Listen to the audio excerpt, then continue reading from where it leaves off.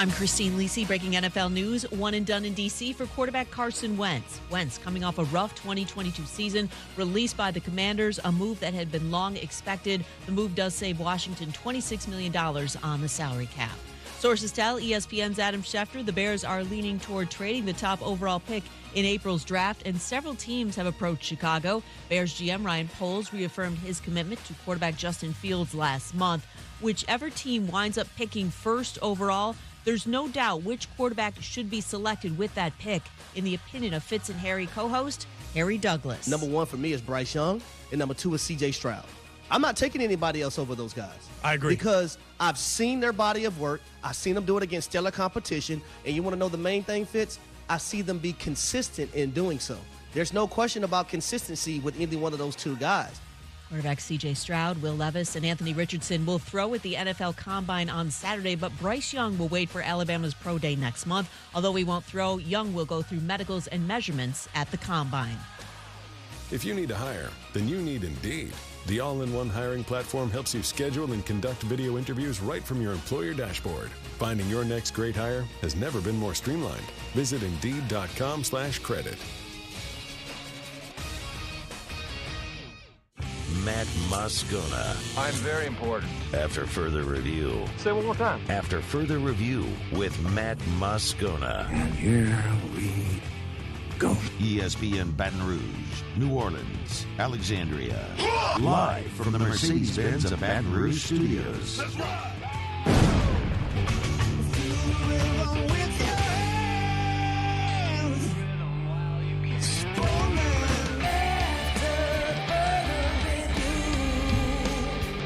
And off we go. Welcome aboard. Glad you're with us. AFR, presented by Relief Windows. I'm Matt. This is Shaq O'Neal, and I hate Matt. Paul O'Neal. They're chanting Paul O'Neal's name. You so. And Mr. Toby Tomplay.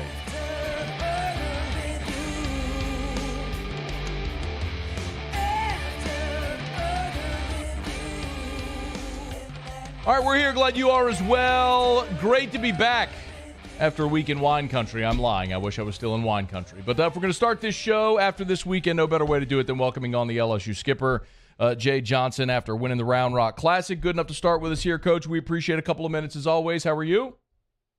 Doing great, Matt. How you doing? I'm doing awesome. We appreciate it. Congrats on a nice weekend for your team. Let's just start with, you have a weekend like that. Of course, everyone's just going to start with Saturday, unfortunately. But let me ask about the bounce back. When you left the field on Saturday, anything from your team? I'm curious the reaction as a coach, seeing your guys the first time they faced adversity, what you saw from them. Yeah, they weren't happy we didn't win or play well, and you like that. But I think it was just a real professional approach. There wasn't a whole lot of rah-rah going into Sunday. It was just an opportunity to respond to failure. And over the course of a 56-game regular season and the postseason in baseball, it's inevitable. It's going to happen. It'll happen again, unfortunately. But if that's how we're going to respond to difficulty, frustration, failure, whatever you want to call it, then I like the character of the team and was not surprised at all. That was emphatic. Coach, I could ask you about Paul Skeens and Dylan Cruz and Braden Joubert, and we all know that they're awesome. There were a couple of more subtle performances I'd love your thoughts on. I thought Will Helmers on Saturday gave you some really big innings throwing up zeros. What did you see from Will, and talking to Wes Johnson afterwards about his performance on Saturday? Yeah, really pleased with Will. And I actually told him when I took him out of the game, we left him in there too long. I wish there was a coach ERA, because I'd gladly take those 4 runs for Will, because he did a great job. And we wanted to set ourselves up well for Sunday noon, knowing we were facing a really good offensive team in Sam Houston, and then obviously have the game tomorrow night. And Will really did a great job. He made some adjustments with Coach Wes Johnson, as you mentioned. I think he's going to be an effective pitcher for us, and that performance will earn him another opportunity, and very happy for his improvement. If we stick on the mound, Coach, obviously there are some guys who didn't get to pitch, maybe chief among them, a guy like Christian Little this weekend. Was that part of the plan, or just kind of how the weekend unfolded? No, we had him available for a smaller dose on Saturday because he had pitched on Tuesday. He was definitely available for yesterday. We were planning on using him yesterday. Obviously, getting that big lead allowed us to do some different things, but the plan was for him to go through the order at least one time yesterday, and we were able to get by and not do that. So he's ready to go with a full week's rest, and had 2 really good performances so far, and looking forward to the next one. Jay Johnson is our guest. So you mentioned going through the order once. I did hear the pregame radio interview you did with Bill where you mentioned that was the plan for Chase Shores. So no surprise when he was out after 2 innings. Maybe if you would just elaborate a little on the thought on how you and Wes are using Chase here these first few weeks, limiting the innings and the pitch count. Yeah, I think it was more about the opponent yesterday. I mean, his stuff was great. He was up to 9. I think he hit 103 times yesterday. So the velocity on the fastball is great. The off-speed stuff is continuing to improve. The strike zone pressure is great. The poise, composure, all of that is well beyond his age. And I think he's going to be a big part of this year and obviously be a staple in the starting rotation here in 2024 and 2025. And so really it was about the game plan for yesterday and nothing to do with Chase, kind of the total thing. We wanted each guy to go through once and not let them see anybody twice. So he did his job, passed it along to the rest of the staff, and they got us home. And Chase Shores is one of the guys we're obviously we had this sort of feeling about in the preseason. Then you start to learn things as you play games. I'm sure is the case with a lot of guys on your roster, right? I mean, you go into the season with some preconceived notions based on what you've seen in practice, and then the games either confirm or disconfirm that. Through 7 games, small sample, I understand, but is there anything that maybe has surprised you a little about your team, pleasantly or otherwise, just something that maybe was contrary to what you would have thought 7 games ago? You know, I wouldn't say surprised. I think the things that have stood out, I think we've been very good offensively in the sense that we have good numbers, but we've also hit the ball hard on a lot of occasions with not a lot to show for it. I took exceptional talent to slow us down a little bit. In the game we were slowed down, we still scored 4 runs. And so I think there's positive there. On the defensive side of the ball, we've put in a ton of work. And when I say a ton, I mean a ton to improve. And that's been very good so far. That wasn't really a surprise, but very happy about that. We've had to shuffle the deck as far as where we've played some guys positionally because of a couple key injuries, and have done a good job there. And then from the mound, I think we've probably learned the most and are learning the most about how we need to set up our team from the mound with the pieces that we have. And so this weekend was very beneficial in regards to that, and certainly like the direction we're moving there. I'd like to ask you a couple more if I can. Trey Morgan slammed into the wall and played yesterday. Status update on Trey, and then also on Tommy White?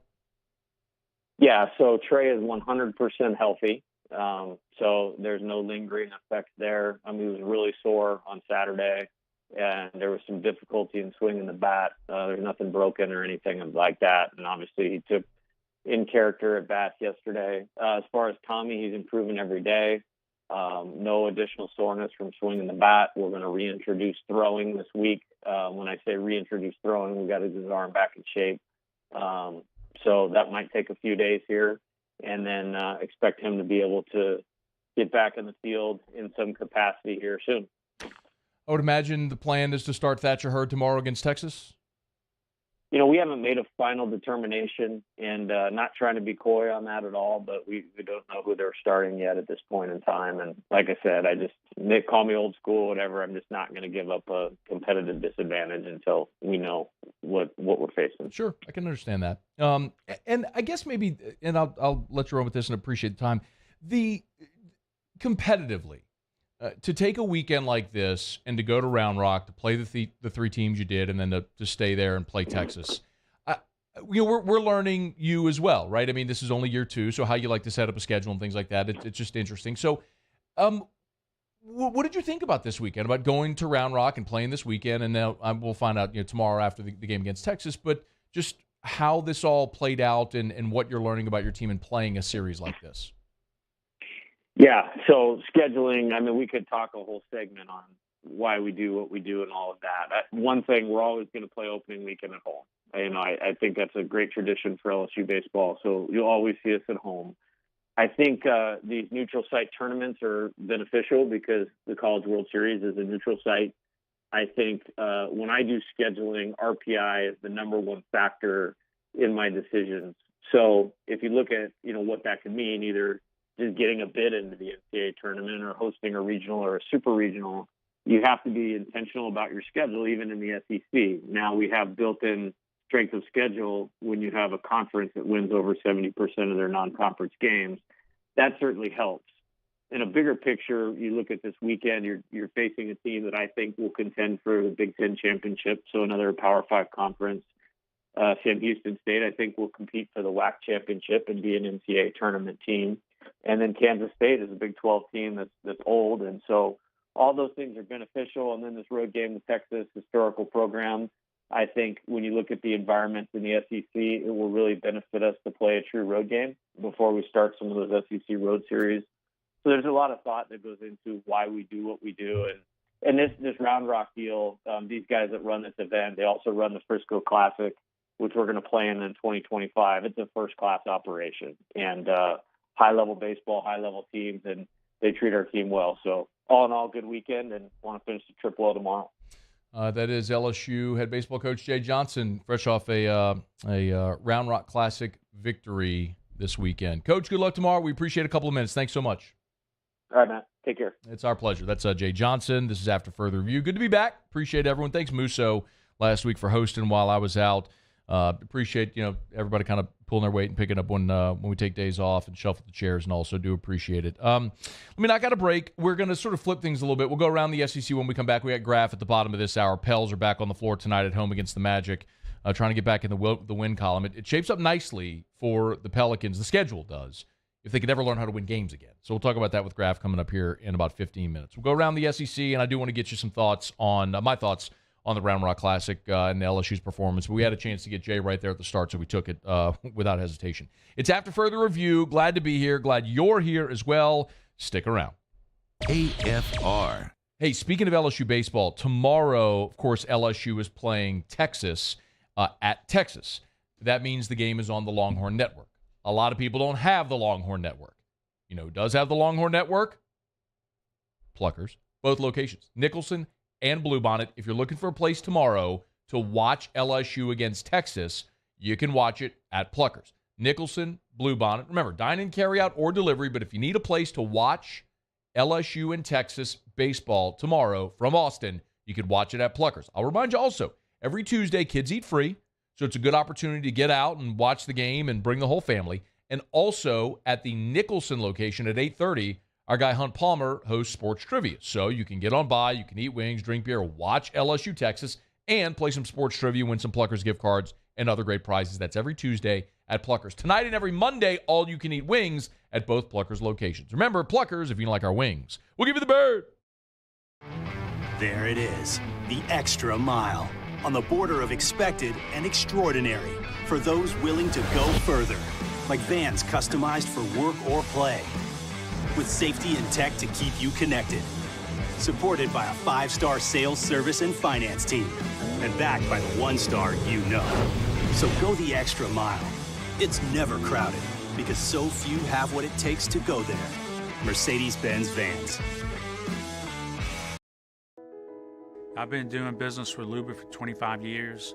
They're dependable, trustworthy. It's just the attention to detail with our clients. Our folks have years and years of experience. They're highly trained professionals, but many companies have that asset. What I'd like to think makes Luba a bit different is that we use those talents in a way that truly is dedicated to serving the needs of the folks who depend on us. I had to leave my parents. I had to move schools. I don't know anyone here. Everything keeps changing. Why is this happening to me? I'm sure glad you're here. Change a child's story. There's a child in foster care waiting for a volunteer like you.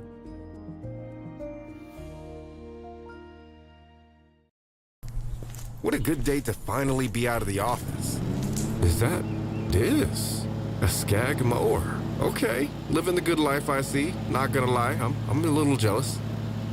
It's just like driving a throne. It's gorgeous. A beautiful piece of machinery right there. The moment you know you want a Skag. Skag. Simply the best. Women who suffer from cardiac arrest outside of a hospital are less likely than men to receive life-saving CPR from bystanders. This is especially true for Black and Latino women. Be the one in your family to help change this statistic by taking the American Heart Association's challenge to learn CPR. Be the beat for someone you love. You can make a difference when it matters most.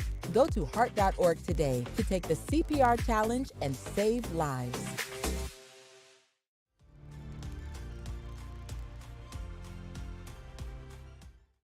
Hi, I'm Brandon Landry, founder and CEO of Water.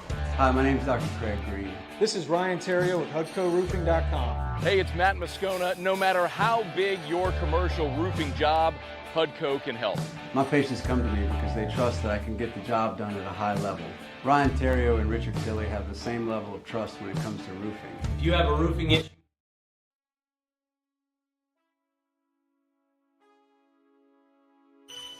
Man, I got this swag. My head back to my bag. You know I'm popping tag. But man, I got this swag. Man, I got this swag. After further review with Matt Moscona, presented by Relief Windows. Windows, doors, siding. Call 288-8138 or visit reliefwindows.com. ESPN Baton Rouge, New Orleans, Alexandria. And one of the challenging things about being out for a week is like the days and some of the stories run together. So I'm not completely sure what you all talked about last week when I wasn't here. So there might be some crossover or overlap. So I apologize if that's the case. I just asked Musso over in the break. I'm like, did y'all talk about Will Wade last week? So Friday is when this broke, and y'all. Friday morning. Ole Miss fired Kermit Davis, or mutually parted ways. Well, yeah, we knew that. So that's been coming for months, right? Yeah, and yeah, of course. I mean, that was kind of like the number one thing was, oh God, they're going to go get Will Wade. So we talked about it a little bit. So is everybody melting about the possibility of Will Wade going to Ole Miss? It really wasn't as bad as I thought it would be, but yeah, there was some melt. Okay. So I had a buddy that covers Ole Miss maybe 6-8 weeks ago ask me about the possibility of Will Wade coaching Ole Miss, because that's something that at Ole Miss they've known for a while now. They were going to fire Kermit Davis. Like, they weren't turning it around. It's been long enough. They were parting ways. And so that's at least something where the soil was being tilled there for a while. Full disclosure, y'all, I don't know. I do not have insight. Like, the last time I talked to Will was when Jonathan Pixley and I talked to him for our podcast, Rosters to Riches, the NIL podcast. That's been several months. I'm not in communication with him. It's just, I don't have, I'm not calling people at the NCAA to know what the situation is. I don't know. I don't know, and I don't really think it's necessarily my job to be chasing down the story of whether or not the ex-LSU basketball coach is going to get a show cause. I'm making an assumption, like I think many people would, where you look around college basketball and the programs that have already had punishments in this, NCAA, college basketball, FBI, all that stuff, the programs that have gotten sanctioned already, I'm looking going, okay, it's probably a good litmus test for what's going to happen to LSU, right? Like, the bar is being set. So you look at Cincinnati. Yeah, lose some scholarships, postseason ban for a year, some probation. That sounds about right. So I know there's a lot of people looking at Will Wade and wondering, while other coaches have been able to get off from this, why it's different for Will. And I mean, the reason is obvious, y'all. Will's voice was on a federal wiretap. I don't know what else to say. Like, absolutely, it sucks. I feel the same way a lot of I like Will. I liked him as a basketball coach, liked him as a person, got along great with him. I wish he would still be the coach at LSU. I mean, it's nothing against Matt McMahon, but, and yes, in this current landscape of college basketball, what Will was doing, allegedly, whatever, is now legal. Like, you could have found, I mean, it sucks. He was just like, he's the guy that went and bought a whole fleet of horses the day the Model T was invented. I'm sorry, but timing kind of sucked. and he got popped. It's just like speeding on the interstate. Is everybody doing it? Yes, but if you happen to drive 85 in a 65 past the cop and he gets a radar on you, you're going to get a ticket. So it doesn't mean you're any worse a person than the other person who's speeding next to you. You're just the one who got caught. So, I mean, I know there's this whole thing about from LSU fans, and because I've heard plenty of you tweet at me or text or whatever about it. Why did they fire Will Wade? Well, I mean, it's something we talked about forever. It was why the NCAA carried this thing on as long as they did. They wanted their pound of flesh. And for LSU, no one will ever admit this over there, but if part of the thinking was we got to fire Will Wade as sort of makes Will Wade the sacrificial lamb to save football, then you do it. Without hesitation, you do that. So, I mean, again, there's so much.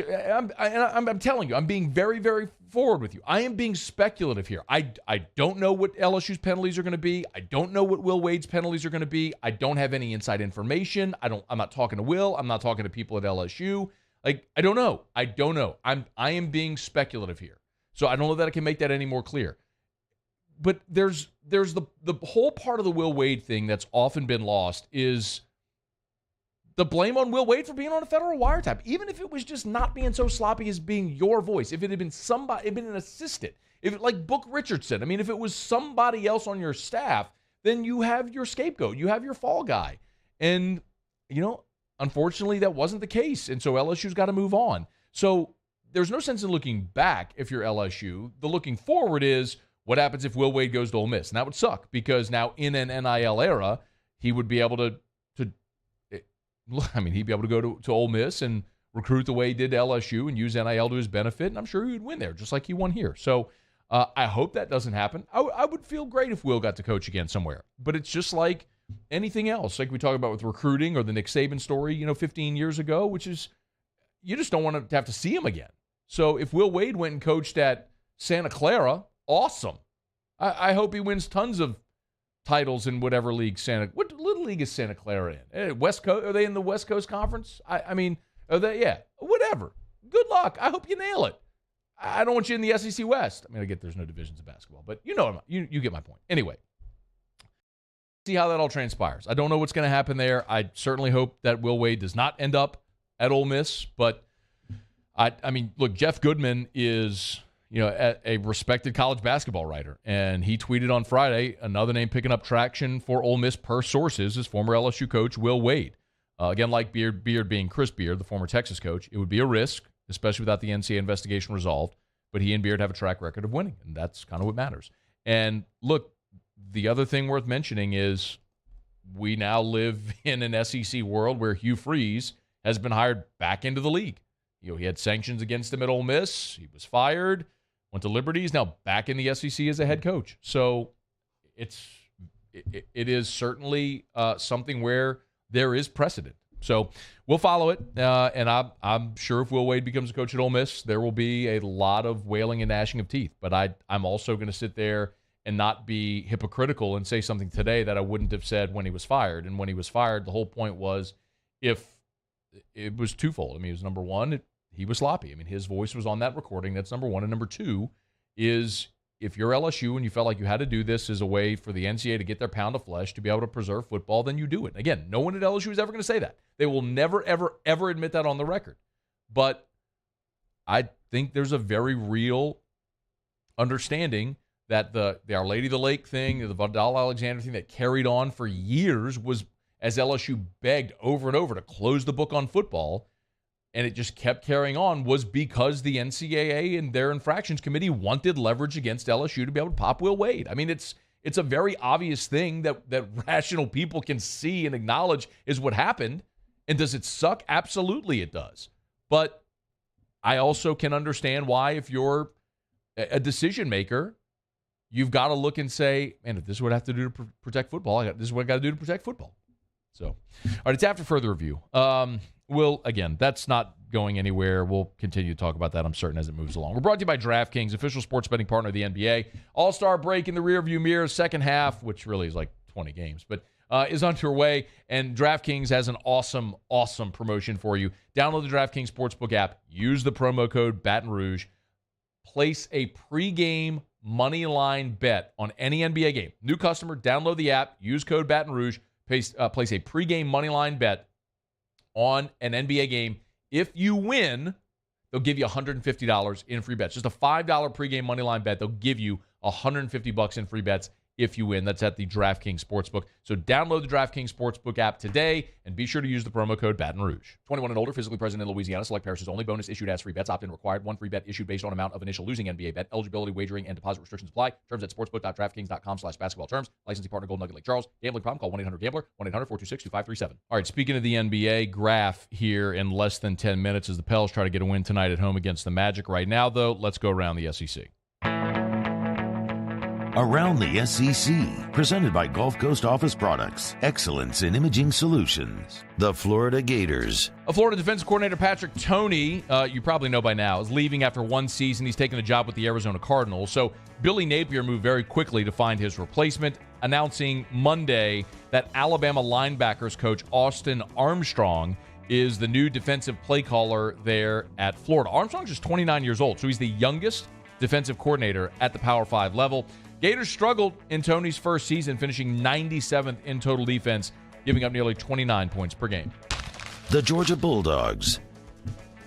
Georgia co-defensive coordinator Glenn Schumann is returning to Athens after having multiple conversations with the Philadelphia Eagles and interviewing last week for the defensive coordinator job.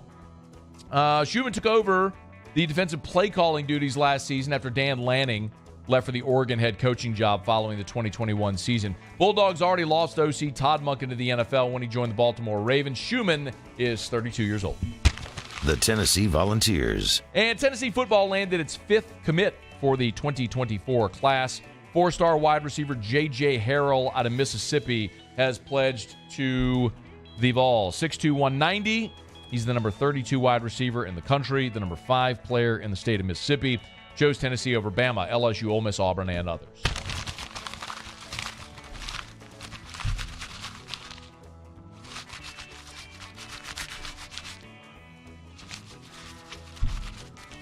All right, there you have it. That is around the SEC. Presented by Gulf Coast Office Products. Shout out to our guy Trey Beal and our friends at Gulf Coast Office Products. Online at gcopnet.com. gcopnet.com. For Gulf Coast Office Products. Check out interactive whiteboards. COVID changed the world, as we all know, and it changed the way a lot of us do business. A lot of people don't go to offices anymore. Interactive whiteboards are an amazing way to stay in touch with employees, with vendors or clients all over the country or the world. Check it out. And there is, by the way, an affordable interactive whiteboard for any business size. Like literally, if you're a 2-person or 2,000-person business, interactive whiteboards are great options. gcopnet.com for Gulf Coast Office Products. Okay, we'll talk some Pels with Graf when we come back next. See if the Pels can get back to their winning ways, and will they ever get Zion back? We'll talk about Graf next. It's AFR. AFR. Get Gordon and get it done. Hey, I got great news. I was texting with Alex over at Gordon McKernan Injury Attorneys just before we came on air, and we've been telling you for several weeks now about the Playing for a Purpose campaign. So for every point scored by Alexis Morris and Angel Reese in February, Gordon McKernan Injury Attorneys was donating $20 to the Turner Syndrome Foundation. Well, the final tally is in. The initial goal was $5,000. It ended up better at just shy of $6,000. But Gordon has stepped up even further. He's going to bump that number to $10,000. So Gordon McKernan Injury Attorneys through the Gordon Gives Charitable Arm is donating $10,000 to the Turner Syndrome Foundation. That's a charity that Angel and Alexis chose because of how close that is to Kim Mulkey and her family. More amazing ways that Gordon continues to impact our community. If you've been injured, you need representation, get Gordon and get it done. It's Gordon McKernan Injury Attorneys. GetGordon.com. Corval Toyota in Opelousas is spreading the love this month with amazing deals. Get 3.99% financing on new 23 Highlanders, and as always, you'll never pay over MSRP. So come on down to Happy Town. That's Corval Toyota in Opelousas, Happy Town, USA. Gulf Coast Bank and Trust is giving our customers the power to bank anywhere, anytime during this challenging event. And we're right there with you. Our mobile banking app is a smart way to manage your money and time. Gulf Coast Bank and Trust, the bank that cares about you. Louisiana. It's a place defined by culture, by pride, by passion, by people who do more than love this place. They celebrate it, elevate it, champion it, They are the individuals who embody what makes Louisiana great. The companies that make Louisiana a better place to work and live. The nonprofits leading transformational change in our communities. Champions of Louisiana are all around us, and LWCC is proud to celebrate them because we've always been Louisiana loyal, supporting the workers, the innovators, the change agents of this great place we call home. Who are the champions around you? Together, we can share their stories. Together, we can help our home state thrive. Together, we are Louisiana loyal. Always.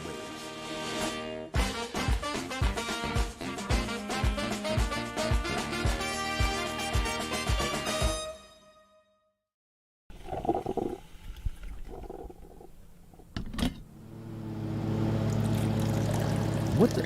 Is that a skag? You've got to be kidding me. Look at those stripes. Oh, and that comfy seat. It's like he's riding on a cloud. We get it, Gary. Your stripes look perfect. The moment you know you want a skag. Skag. Simply the best. Women who suffer from cardiac arrest outside of a hospital are less likely than men to receive life-saving CPR from bystanders. This is especially true for Black and Latino women. Be the one in your family to help change this statistic by taking the American Heart Association's challenge to learn CPR. Be the beat for someone you love. You can make a difference when it matters most. Go to heart.org today to take the CPR challenge and save lives.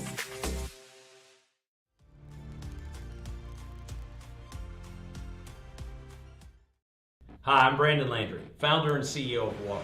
Hi, my name is Dr. Craig Green. This is Ryan Terrio with HUDCORoofing.com. Hey, it's Matt Moscona. No matter how big your commercial roofing job, HUDCO can help.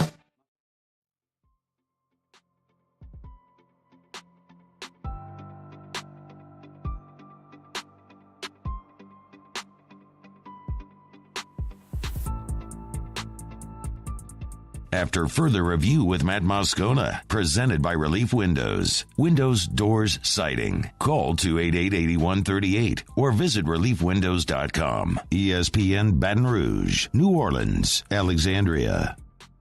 That's on the starters. We got to start the games better, and we will. I think it's more about what we do to start the game. Our bench has been great all season. Starting unit has to be better. CJ McCollum, Pelicans at home tonight against the Magic. The Magic are 11 games under 500. Got to go win this game at home. Todd Graffagnini joins us, radio voice of the Pels. Always great to the show. How are you, Graff?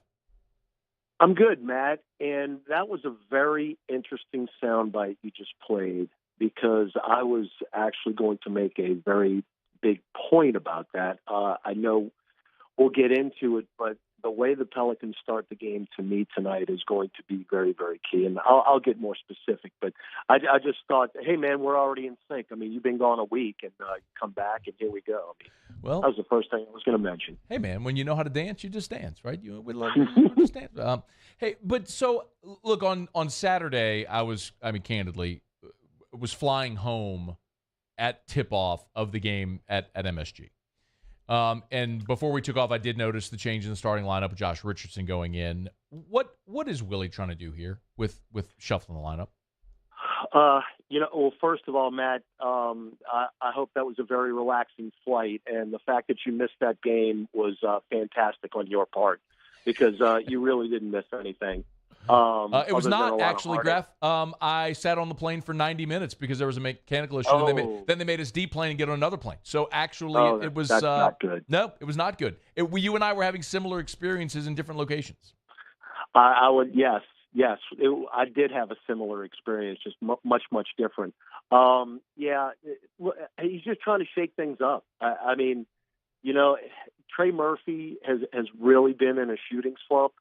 And I don't think he's been playing defense the way he's been capable of. And Josh Richardson, quite honestly, has been, since he has come to the Pelicans, one of the best defenders on the team. He's got 14 steals in the 4 games that he's played, and he actually was ejected halfway through the Laker game. So basically 3.5 games, he's had 14 steals. So he's done a pretty good job. in that aspect. Again, just trying to shake things up the way it's going offensively, maybe take some of the pressure off Trey Murphy. Unfortunately, Trey's still really scuffling shooting the basketball. He's 1 for 13 from 3 in his last 3 games, and that's one of the things that he excels in. I mean, he's a 39% three-point shooter this year. It's just one of those times in the year where it's on the downward trend. But I mean, that's really it. I just think I don't think you can read too much into it, other than the fact that he's just trying to mix things up and just trying to get any type of combination where maybe defense can lead to offense. Because the offense has struggled so much in the half court with Zion Williamson out of the lineup. And, one of the ways that the Pelicans can make that up, second in the league in steals. And Josh Richardson's very adept in that. And just to get those transition buckets, those easy fast break buckets, I think that led to, at least part of why the change was made. Hey, let's spend some time talking about tonight, and then I want to talk big picture stuff if we could. All right, so they'll play the Magic. The Magic aren't very good, and you get this game at home. I don't want to oversimplify it, but what are the keys to getting this one tonight? Matt, I knew I was coming on when you texted me, and I knew you were going to ask me this question because you do every time I come on the show. And I'm just telling you right now, look, Orlando beat the Pelicans in mid-January. Actually was very early in that 10-game losing streak. And, there's no way you can look into the future, but if you go back to that game, the Pelicans were pretty much in command right up until the fourth quarter. And then Orlando outscored the Pelicans 35-19. And, little did we know that was going to be a theme throughout that 10-game losing streak. Tight ball games, and then the fourth quarter, the Pelicans just didn't have enough gas down the stretch. I know Orlando's got some talented players. Paulo Banchero's had an outstanding rookie year. Franz Wagner in his second year scored 30 points in that game against the Pelicans. It ain't about the Orlando Magic tonight, Matt. It's about the New Orleans Pelicans. I mean, it's about energy. It's about pride. It's about just how much do you want it. What happened on Saturday night was really unacceptable, and Willie Green basically said as much after the game. I mean, you're down 30, Matt, and quickly throwing alley-oops off backboards, and Julius Randle's dunking it in. I mean, the Knicks were laughing at the Pelicans in the fourth quarter of that ball game, and it was unacceptable. I mean, to come out and give up 42 points in the first quarter after the Knicks had played the night before, you had a day of rest. It is about the Pelicans tonight. It's not about the Orlando Magic at all. So, I mean, we could go into matchups or whatever. It's about want-to. It's about a team desperately needing a win who's still very much in the playoff race. And, right now we sit 10th, and I was on with Musso last week before the Toronto game, and I mentioned the thing about how the West is so tight right now. If you go into one of those streaks where you're losing 3, 4, 5 in a row, you're going to drop a lot of spots. Well, when I talked to Musso before the Toronto game, the Pelicans were in 7th place. You've lost 3 games in a row now, and now you're in 10th, and it illustrates my point. You've got to stop this streak tonight, and you've got to have the energy and the want-to that you've had most of the season. Radio voice of the Pels, Todd Graffagnini is with us. Pels Magic tonight from the Blender.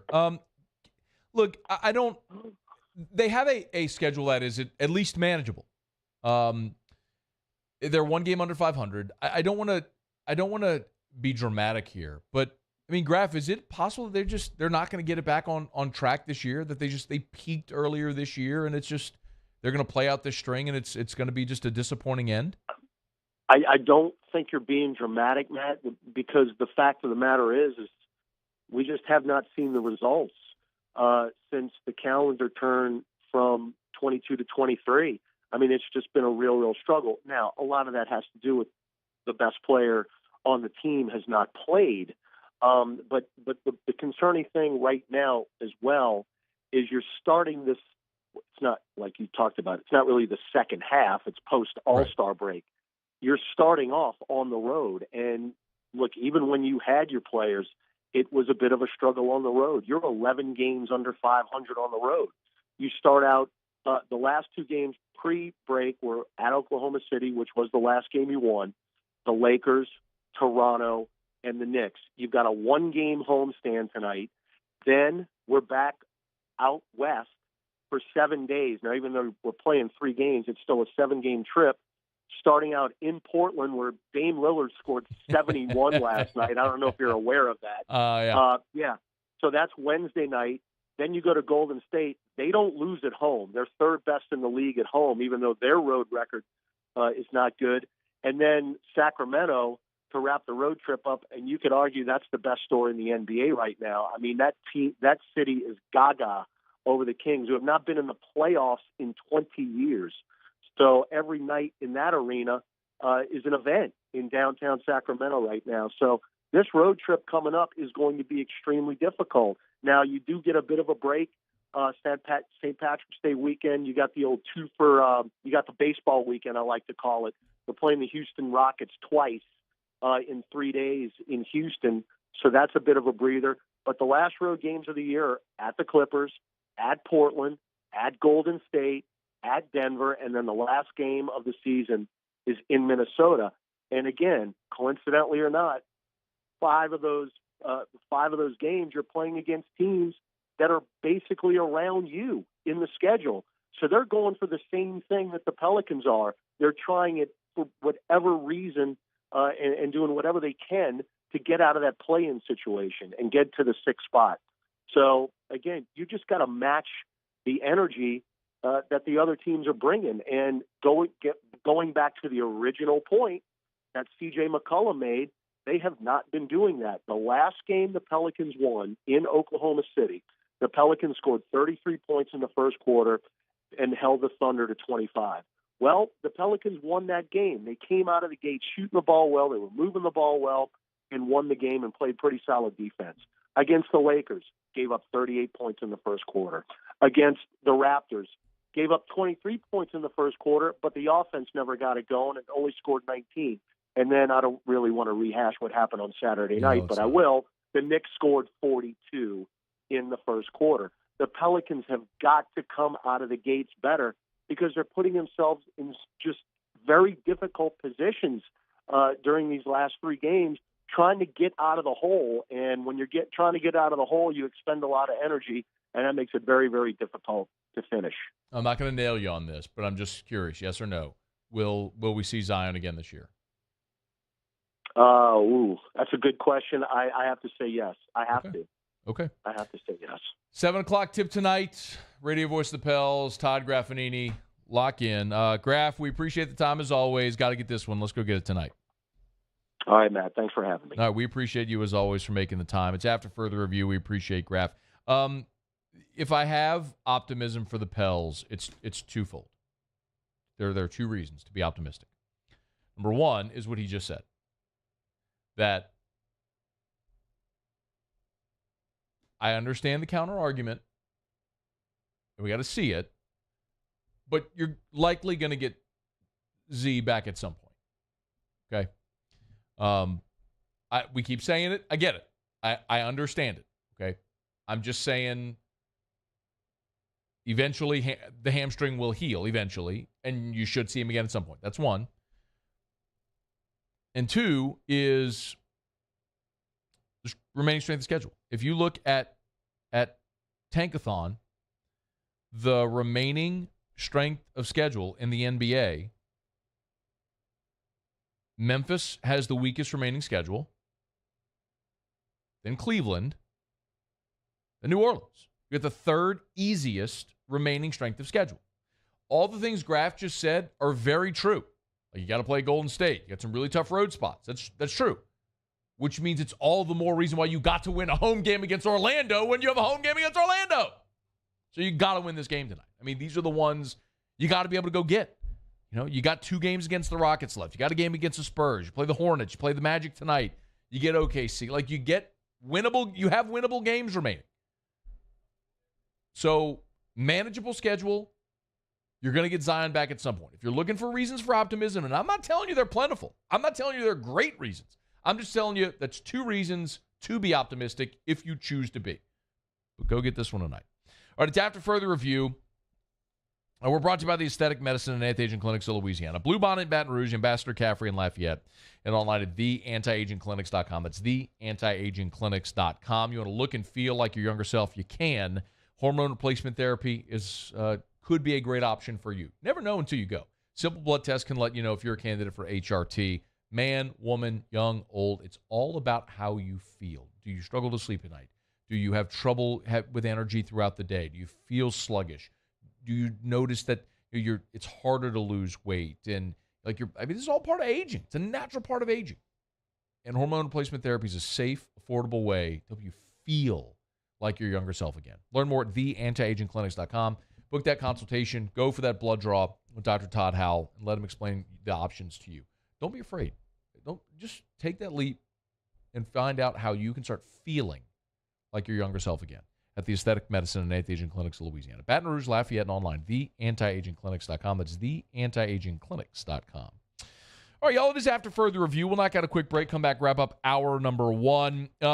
In about 15 minutes, so to start hour two, I want to talk some LSU football. You probably saw the stories over the weekend. Freshman safety Michael Dart. I don't know if we say Daugherty or Daughtry, but either way, I don't know if it's like Daughtry, like the American Idol guy, or if it's Daugherty, whatever, like the former basketball coach at North Carolina. That kid, he's leaving, as you know. And then we found out today Sevyn Banks is actually entering the draft. So I want to get some thoughts on that. I want to make sure I leave myself some time. So we're going to get to that in about 15 minutes right after SportsCenter. So if you have to leave, come on back in about 15 minutes, talk some LSU football. Glad you're here. It's AFR. AFR. We're brought to you by Hudco Roofing, HudcoRoofing.com. Tell you every single day, do business with someone you know. That's us. Hudco Roofing, HudcoRoofing.com. If you have roof damage, think you might have roof damage, give us a shout. One of the things that I said so many times during Ida was we were here before the storm, we'll be here after the storm. I'm not sure if you've noticed, if you've paid attention to the news lately, but one big national company has left the area. Another company is in serious trouble with the state and with licensing. And there was another story run by The Advocate this weekend about yet another company that did wrong by a couple, and now they're pursuing legal action. My point is, at Hudco, we've been around servicing Louisiana for more than 20 years in all parts of the state. Bossier, Baton Rouge, New Orleans, and Lafayette. There are so many great reputable companies. Do your homework and make sure you're trusting. You hire someone you can trust. It's us, Hudco Roofing. Online, HudcoRoofing.com, HudcoRoofing.com. I'm Chris Nakamoto, and here's what I'm working on for my stories on WBRZ Channel 2 tonight. A man considered to be one of the city's most prolific drug dealers was indicted in federal court for his alleged crimes. Weeks ago, he was picked up in Baton Rouge by sheriff's deputies accused of selling deadly fentanyl on the streets. Tonight, the WBRZ investigative unit uncovered he was out on 2 different bonds and managed to get a third one. The problem is one that we've exposed before. Details on the new issues now. I'm Chris Nakamoto from WBRZ. Watch more tonight on WBRZ Channel 2. There it is, the extra mile, on the border of expected and extraordinary for those willing to go further, like vans customized for work or play, with safety and tech to keep you connected. Supported by a 5-star sales, service, and finance team, and backed by the 1-star you know. So go the extra mile. It's never crowded, because so few have what it takes to go there. Mercedes-Benz Vans. I've been doing business with Luba for 25 years. They're dependable, trustworthy. It's just the attention to detail with our clients. Our folks have years and years of experience. They're highly trained professionals, but many companies have that asset. What I'd like to think makes Luba a bit different is that we use those talents in a way that truly is dedicated to serving the needs of the folks who depend on us. I had to leave my parents. I had to move schools. I don't know anyone here. Everything keeps changing. Why is this happening to me? I'm sure glad you're here. Change a child's story. There's a child in foster care waiting for a volunteer like you.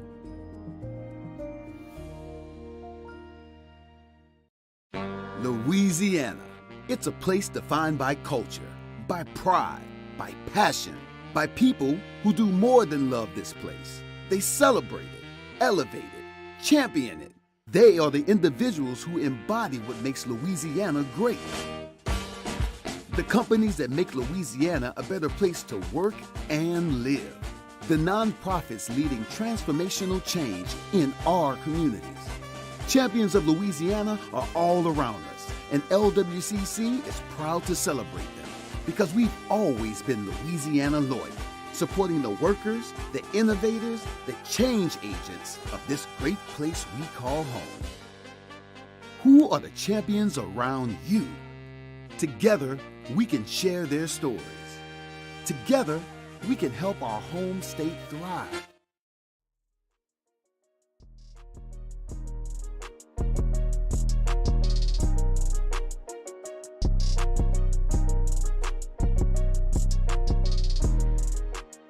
After further review with Matt Moscona, presented by Relief Windows. Windows, doors, siding. Call 288-8138 or visit reliefwindows.com. ESPN Baton Rouge, New Orleans, Alexandria. Hey, congrats to Kim Mulkey and the LSU women's basketball team. Incredible. They finished the regular season with a win over Mississippi State. They tie the program record for wins in a single season. It's incredible. I tweeted this last night, and I'm not y'all. I just spent a week in Napa. I was watching some baseball yesterday. I'm not going to lie and tell you that I was locked into LSU Mississippi State women's game. I wasn't. Okay, I'm not gonna front and tell you that you'd be disingenuous. And I can't sit here and tell you that I know everything about this team up and down. I have followed them casually, and we have certainly talked about what they're doing. And I would imagine as they make a run through March, as we all presume they will continue to warrant more and more coverage. As they continue to win, that's the case. I think we all thought, all of us, there's not a soul listening right here, right now, that is surprised that Kim Mulkey is having success. This woman is a Hall of Famer. She has won 3 national titles. Every one of us, when Scott Woodward hired her and paid her nearly $3 million a year, we all assumed Kim Mulkey would have success. Okay, so I'm not sitting here saying any of us. I knew she. Come on, that's why you bring in Kim Mulkey. You know she's going to win. I would have certainly not believed that in year 2 they would have tied a program regular season record at 27-1 and set the PMAX all-time attendance record, which happened yesterday, with 15,721 people watching the LSU Lady Tigers beat Mississippi State at the Maravich Center. That is just a stunning, incredible, and rapid return on your investment. Congratulations to Kim Mulkey, to the women's basketball team for the success that they've had, to the ladies that have worked really hard to put this season together. And here's hoping they give us a lot to cheer about in March, because they certainly seem primed to do that and to go on a run. The other thing that I thought was really cool, and LSU posted this of Alexis Morris. And if you don't know Alexis Morris's backstory, Kim Mulkey had recruited her to Baylor, and she had a very roundabout collegiate career. She went to Baylor, and then to Rutgers, then to Texas A&M. Now, LSU's her 4th school, so she's bounced around a bunch. And so she's had a very circuitous path to this point. But after senior day yesterday, this is what Alexis Morris said. And I thought that no matter if you love sports or not, that even without context, this message hits. I'm going to start with, I'm just happy I didn't give up on myself. And then secondly, I'm going to follow with, thank you, Coach Mulkey, for giving me the opportunity to see this day, because it's not it's not a day I thought I would ever see. Transferring from Texas A&M, I said this before. When I left A&M, I didn't have a sense of direction of even playing basketball. I was like, this is it. I don't want to do it no more. So I'm just thankful to see and celebrate these moments with people who've known me since I was a kid. think that's most important, just being around people who believe in you. Coach Monkey believed in me since I was in the 7th grade. So thank you, Coach. Thank you, Dee. You know, being like the big dog on the team, you know, just always just being funny and, you know, believing in me as well. They always let me know, like, bro, you the PG, like, take over. You know, we need you to lead. It's been definitely remarkable and memorable, and I'm definitely gonna miss these days. And I'm gonna miss LSU and the fans and Miss Lori back there. She's quiet, but you know, she shows me a lot of love. And I'm surrounded by people who genuinely care about me, and it's kind of hard to find in the next chapter I'm about to take. Alexis Morris. AFR. All right, we're going to kick off hour number 2 talking some LSU football. Got to remind you about Michelli Weighing and Measurement. Michelli.com, Michelli.com. As they move into year 76 in business, Michelli Weighing and Measurement. Great locally owned and operated company that has grown, that's expanded, that does amazing work. I say it all the time, you weigh or measure something. They sell, service, rent the products you use to weigh and measure. And we just flew, and I tell you all the time, putting your luggage on the scales there at the airport, like, look to the side. You'll see the little Michelli sticker. I mean, they're all over the place. It's Michelli Weighing and Measurement. But Michelli is also employing people all over the country and has forever. Their Veteran Career Center is awesome. If you're a military veteran thinking about what could be next in life, go to Michelli.com. That's Michelli.com. Hit the Careers tab, and you'll see how they help veterans start the next chapter of their life once their service to our country is finished. It's online at Michelli.com. That's Michelli Weighing and Measurement for 76 years. Online at Michelli.com. That's Michelli.com.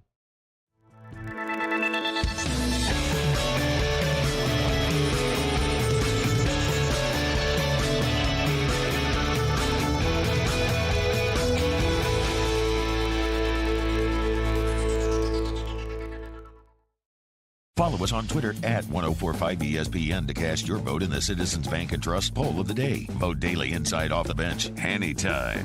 Hunt Palmer. And after further review, Citizens Bank and Trust brings you the Poll of the Day via Twitter at 1045ESPN.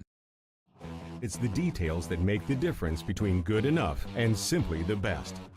At Skag Power Equipment, the difference is in designing lawnmowers with your convenience and comfort in mind. At Skag, we believe that quality and substance matter, and that you'll appreciate the attention to detail and craftsmanship we put into every single product. Thick steel and heavy-duty components provide you with unmatched reliability and performance. Skag, simply the best. Women who suffer from cardiac arrest outside of a hospital are less likely than men to receive life-saving CPR from bystanders. This is especially true for Black and Latino women. Be the one in your family to help change this statistic by taking the American Heart Association's challenge to learn CPR. Be the beat for someone you love. You can make a difference when it matters most. Go to heart.org today to take the CPR challenge and save lives.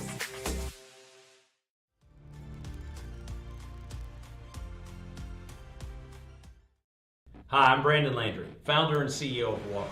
Hi, my name is Dr. Craig Green. This is Ryan Terrio with HUDCORoofing.com. Hey, it's Matt Moscona. No matter how big your commercial roofing job, HUDCO can help. My patients come to me because they trust that I can get the job done at a high level. Ryan Terrio and Richard Tilley have the same level of trust when it comes to roofing. If you have a roofing issue, call HUDCO Roofing. Give us a call, 364-1007, and we'll come to your house and give you a free inspection. I've been doing business with Luba for 25 years. They're dependable, trustworthy. It's just the attention to detail with our clients. Our folks have years and years of experience. They're highly trained professionals. But many companies have that asset. What I'd like to think makes Luba a bit different is that we use those talents in a way that truly is dedicated to serving the needs of the folks who depend on us. I had to leave my parents. I had to move schools. I don't know anyone here. Everything keeps changing. Why is this happening to me? I'm sure glad you're here. Change a child's story. There's a child in foster care waiting for a volunteer like you.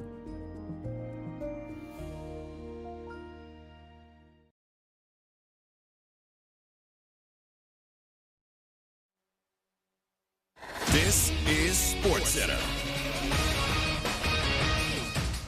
I'm Christine Lisi. Like with the Colts, quarterback Carson Wentz's Commanders' tenure lasted just one season. Washington, in a move that had been long anticipated, released Wentz, who had a rough 2022 season in D.C. The Commanders saved $26 million on the salary cap with the move. Might there be a blockbuster trade before this year's NFL draft? The Bears are leaning toward trading the number 1 overall pick, reports ESPN's Adam Schefter. Chicago's been approached by multiple organizations about that pick. Last month, GM Ryan Poles reaffirmed his commitment to quarterback Justin Fields. In reality, trading Fields was never in the cards for Chicago, believes our Keyshawn Johnson. Chicago needs people around him. They need to build just like the Eagles did for Jalen Hurts. He's a little bit bigger than Jalen Hurts, but same sort of skill set, same sort of locker room leadership. There was no way in the world that they was getting ready to move on from Justin Fields. Key of Keyshawn, J. and Max. Freshman standout Keontae George out for 7th-ranked Baylor against Oklahoma State tonight because of a right ankle sprain. Coverage at 9 Eastern on ESPN TV. Need to spring back in the hiring season? You need Indeed, the smart hiring platform that delivers 4 times more hires than all other sites combined, according to Talent Nest. Post a job and hire ASAP. Visit Indeed.com/credit. Matt Moscona. I'm very important. After further review. Say it one more time. After further review with Matt Moscona. And here we go. ESPN Baton Rouge, New Orleans, Alexandria. Live from the Mercedes-Benz of Baton Rouge studios. That's right.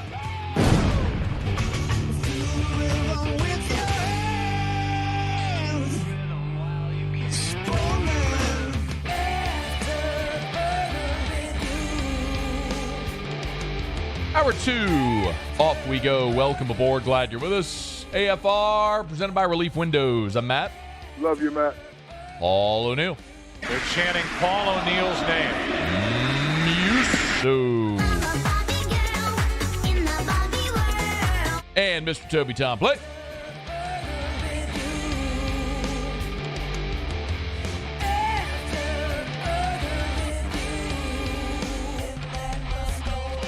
All right, we're here. Glad you are as well. Get out there and make it a good one. Good to be back. Not really at all. Okay, well, so it's a little bit of a catch-22. All right. Yes, it's great to be back. I love what I do. Whenever I leave, it's always a sign that you're doing what you should be doing when you leave and you're excited to be back. So that always happens. When I leave, I'm pretty jazzed and energized and ready to get back on air. The flip side of it is I just spent a week in Napa. I mean, it's one of the most gorgeous places in the world. And I had a great time and really enjoyed the time away. So hopefully everybody had a great week. I don't know. I guess it seemed like a largely uneventful week. We always joke that when I leave, there's always a big story. Was there a big story? Was there anything? Not to the scale that normally is. I mean, like the Malik Neighbors thing and the Brian Polian thing were big, but I mean, Polian! Yeah, I get to talk about Polian. Yeah, but I mean, that's relatively small scale considering normally like players get signed or cut whenever you leave, or coaches get fired or things like that. At least there was no firing. Yeah. Well, Polian. I mean, yeah. That was more of a demotion there, right? That was whenever we were asked a ton about, Brian Polian all like after the season, my response was always like, he's not going to get fired. He might be reassigned to the staff. Because I think that was it was pretty obvious that was always going to be a possibility, if not a probability. You can't be that awful at your job and keep that job. That would be akin to the whole Lou Tepper situation, which many LSU fans would remember back from the late 90s, where Lou Tepper was the defensive coordinator in 1998, and they were awful, and Jared DiNardo was very stubborn and kept Lou Tepper, and then they all lost their jobs the next year. But Brian Kelly wanted Brian Polian on staff. I mean, it was the first person he hired when he got the job. He's his right hand. He trusts him. He wants him there. They tried the special teams thing. It clearly didn't work, which is odd because he got a history of being a special teams coordinator, and boy, it was just bad last year. But good, find a role on staff, find something you can do off the field. If he's a valuable asset to Brian Kelly, great. Bring in someone that can help elevate special teams. I'm all good with that. And then, I'm telling you, it's always funny. And then I guess the Will Wade thing was popped off a little bit as well. Yeah, on Friday. Yeah, a little bit, yeah. It is funny to me, not funny, haha, but interesting, use whatever adjective you want, how, like, believe me, I as an LSU fan, I understand your feeling. Like, I understand why you wanted to keep Will Wade, all that stuff. But then, like, I was talking about it in the last hour, and the thing about Ole Miss and if they're going to hire Will Wade or whatever the case may be, and it's, look, Will Wade has to shoulder some of the blame. He was sloppy. He was caught on a federal wiretap, like talking about paying players. And Hunter Fournette, how is it sloppy when they could never definitively prove anything? Sounds pretty neat to me. Like, that's the problem, like, that LSU fans have. You're blinded by your loyalty. You're blinded by your emotion and your love of your school. Your basketball coach was on a federal wiretap talking about paying players. Like, all of the other coaches implicated, none of them are on federal wiretaps talking about paying players. Like, I get it. It would be legal now. All this, I get it. I get all of the things. I get all of those things you're saying. The reality is your coach was on a wiretap talking about paying players. Like, have anybody else on your staff be on that end of the phone, and we're not having this conversation today. So, you can't completely absolve Will Wade from any of the culpability because of what happened. I mean, yes, that's why it all started this way. And I'm with you. Like, I don't care. I'm the biggest pay the players guy in the world. I'm the biggest transfer portal, NIL. Let them do whatever they want. I'm that guy. So I don't care what they gave Javonte Smart or didn't give. I don't care at all. Not one bit. But you also can't, like, you have to acknowledge to some degree that the man has culpability in this. So that's what it is. And I love Will. I, like, personally, professionally, he's great. Great. But there's, he shouldered some of the blame for this. You can't deny that. Anyway, LSU's secondary, 2 weeks out from spring football, has thinned out by a couple of players. Over the weekend, we learned true freshman safety Michael Doherty is he's going to withdraw from school and enter the transfer portal. So I think it's always surprising when a player leaves under these circumstances. He had committed to LSU last April of 22, and then was an early enrollee. He was the first player to sign in December. He was the first player to send in his paperwork in the December signing period. Enrolled in January. He's been going through classes, and now 2 weeks before spring ball, he leaves. I think there's some things that make sense, right? I mean, you have Major Burns returning. You have Greg Brooks returning. You have Sage Ryan returning. So there's some veterans that are coming back at that position at safety, and so maybe there's not an immediate path to the field for him as a freshman. Maybe that's part of it. So he wants to go somewhere where he feels like he could play right away. Maybe he just got to campus and didn't love it. Like, that happens every semester on every college campus everywhere. It just doesn't always happen with football players. Like, there are people, students, who enroll at a university, spend some time there, and realize they don't love it. That happened to me. Like, I am that example. I went away to college my freshman year, and I did not have a great experience. And so I transferred to LSU and had a phenomenal experience. So I have a bit of empathy if that's the case. I mean, I don't know if that's the case specifically with Doherty. It might just be a thing where he wants to go play right away, and he wasn't going to have that opportunity at LSU. But for whatever the reason, in the transfer portal era, you are more insulated from the effects of something like this because you can turn around. Like, as an initial 25, right, in the days of when you were hard cap 25, like, this would have been devastating. And this has happened before. Do you remember Seth Stewart? Remember that offensive lineman from West Virginia? LSU, I think it was Les's last class or Ed's first class. It was either 16 or 17. Seth Stewart was an offensive lineman from West Virginia who signed with LSU, and he showed up on campus, was here for like 2 days, and then just left, just quit football, just was done. Hannah Shipley, that's another one.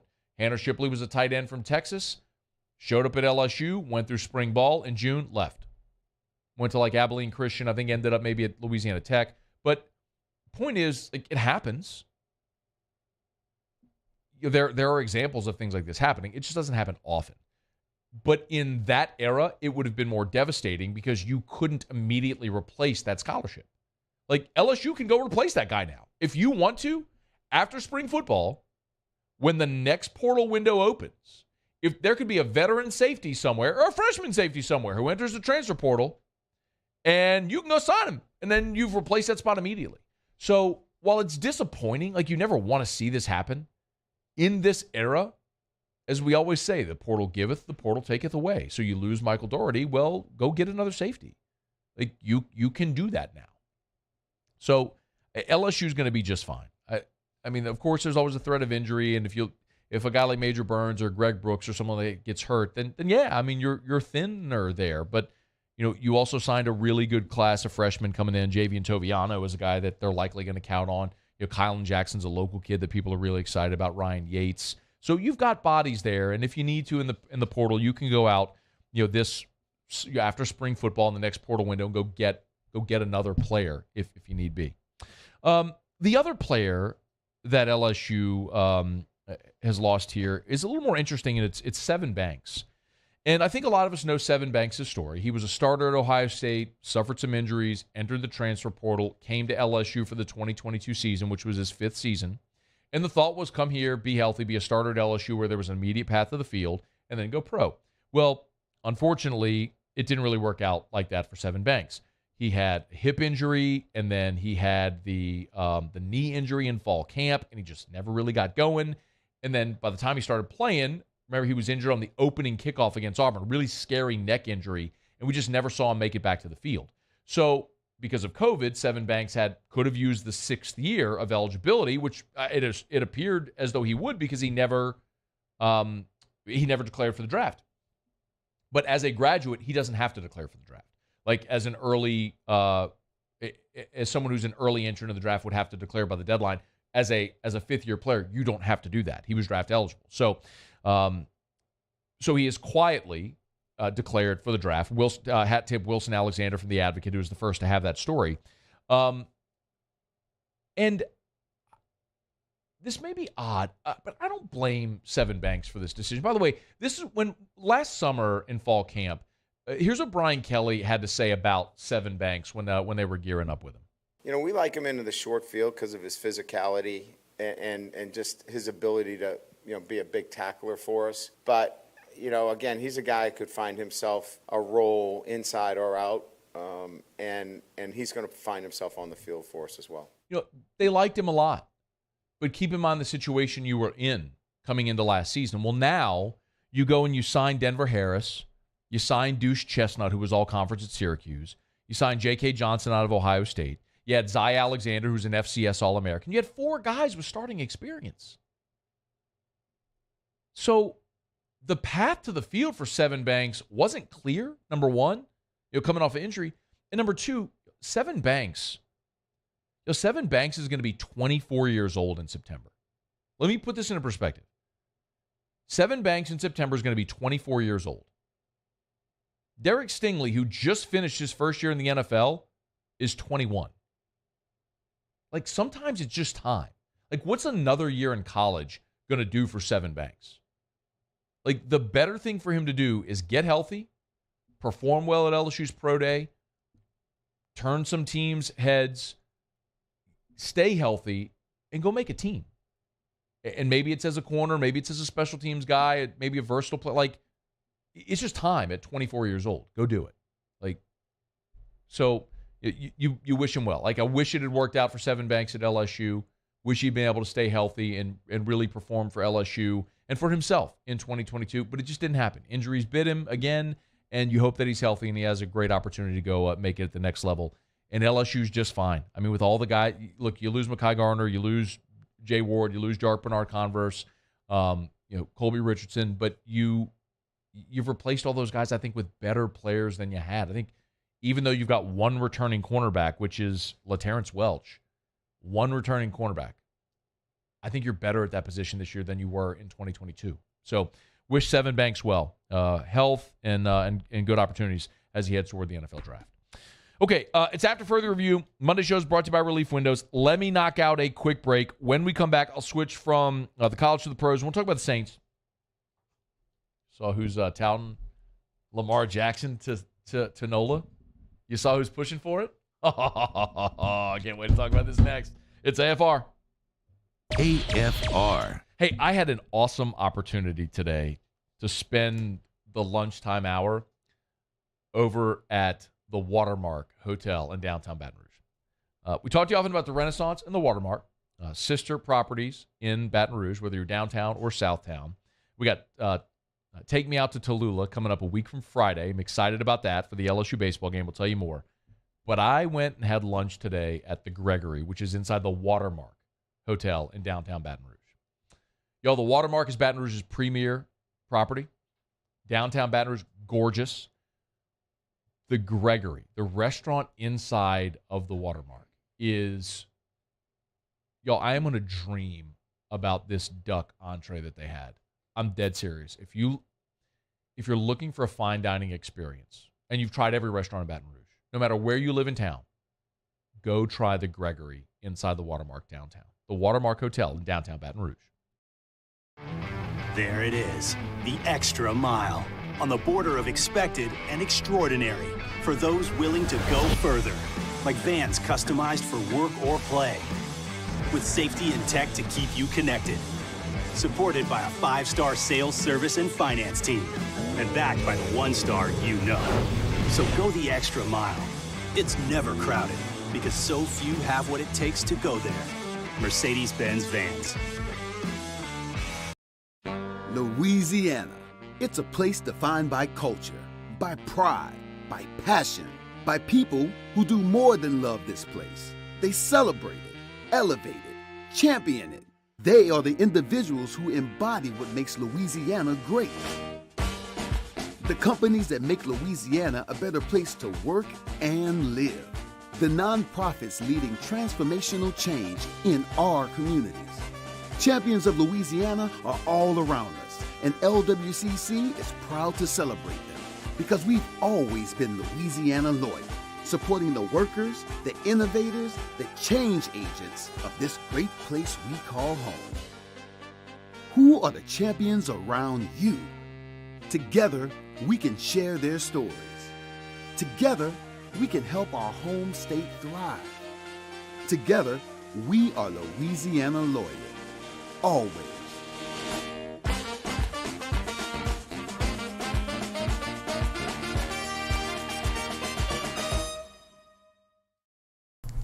What a good day to finally be out of the office. Is that this? A Skag mower. Okay, living the good life I see. Not gonna lie, I'm a little jealous. It's just like driving a throne. It's gorgeous. A beautiful piece of machinery right there. The moment you know you want a Skag. Skag. Simply the best. Women who suffer from cardiac arrest outside of a hospital are less likely than men to receive life-saving CPR from bystanders. This is especially true for Black and Latino women. Be the one in your family to help change this statistic by taking the American Heart Association's challenge to learn CPR. Be the beat for someone you love. You can make a difference when it matters most. Go to heart.org today to take the CPR challenge and save lives.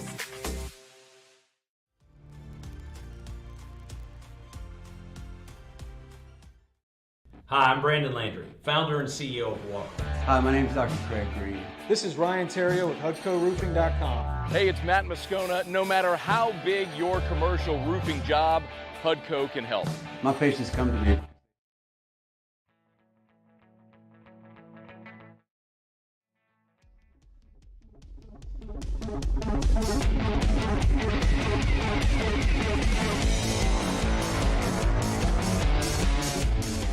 After further review with Matt Moscona, presented by Relief Windows. Windows, doors, siding. Call 288-8138 or visit reliefwindows.com. ESPN Baton Rouge, New Orleans, Alexandria. If you missed it, we opened today's show with LSU baseball coach Jay Johnson. They're there in Austin, getting ready to play Texas tomorrow. Said not decided yet on if Thatcher Hurd is going to start tomorrow for LSU. If you missed that interview, you can catch it on demand, AFR on demand, presented by Breck Golf. Book your tee time at golf.breck.org, golf.breck.org, or on the Watch 104.5 ESPN YouTube channel. Thanks, everybody who's watching on YouTube. If you are, please smash that like button. And, of course, if you're watching on the WBTR, we appreciate that as well.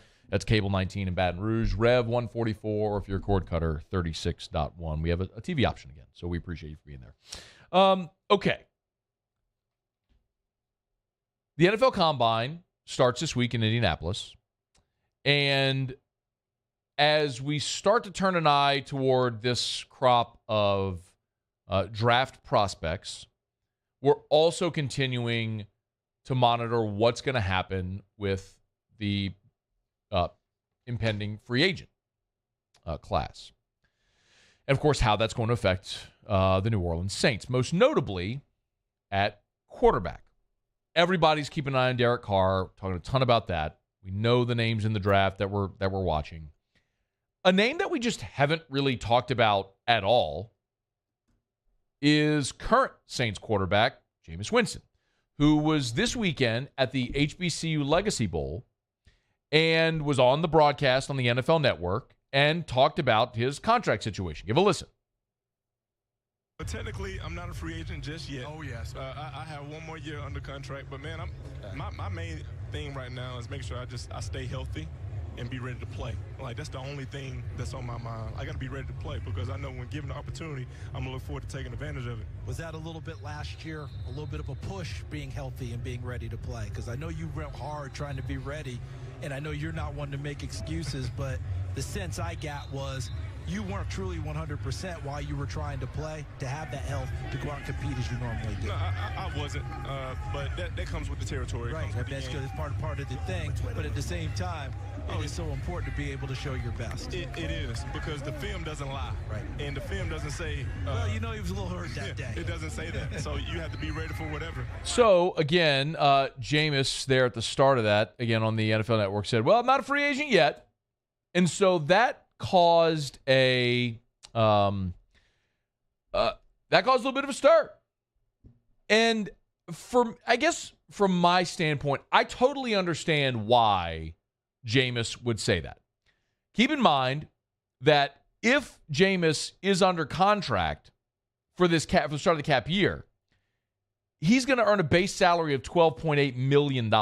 Okay? Meaning that's $12.8 million cash in his pocket if he's on the Saints roster for the start of the league year. So why would Jameis Winston want to just hand over $12.8 million? Like, of course he would love to be the Saints quarterback or be on the Saints roster at the start of the league year because they're going to have to pay him $12.8 million.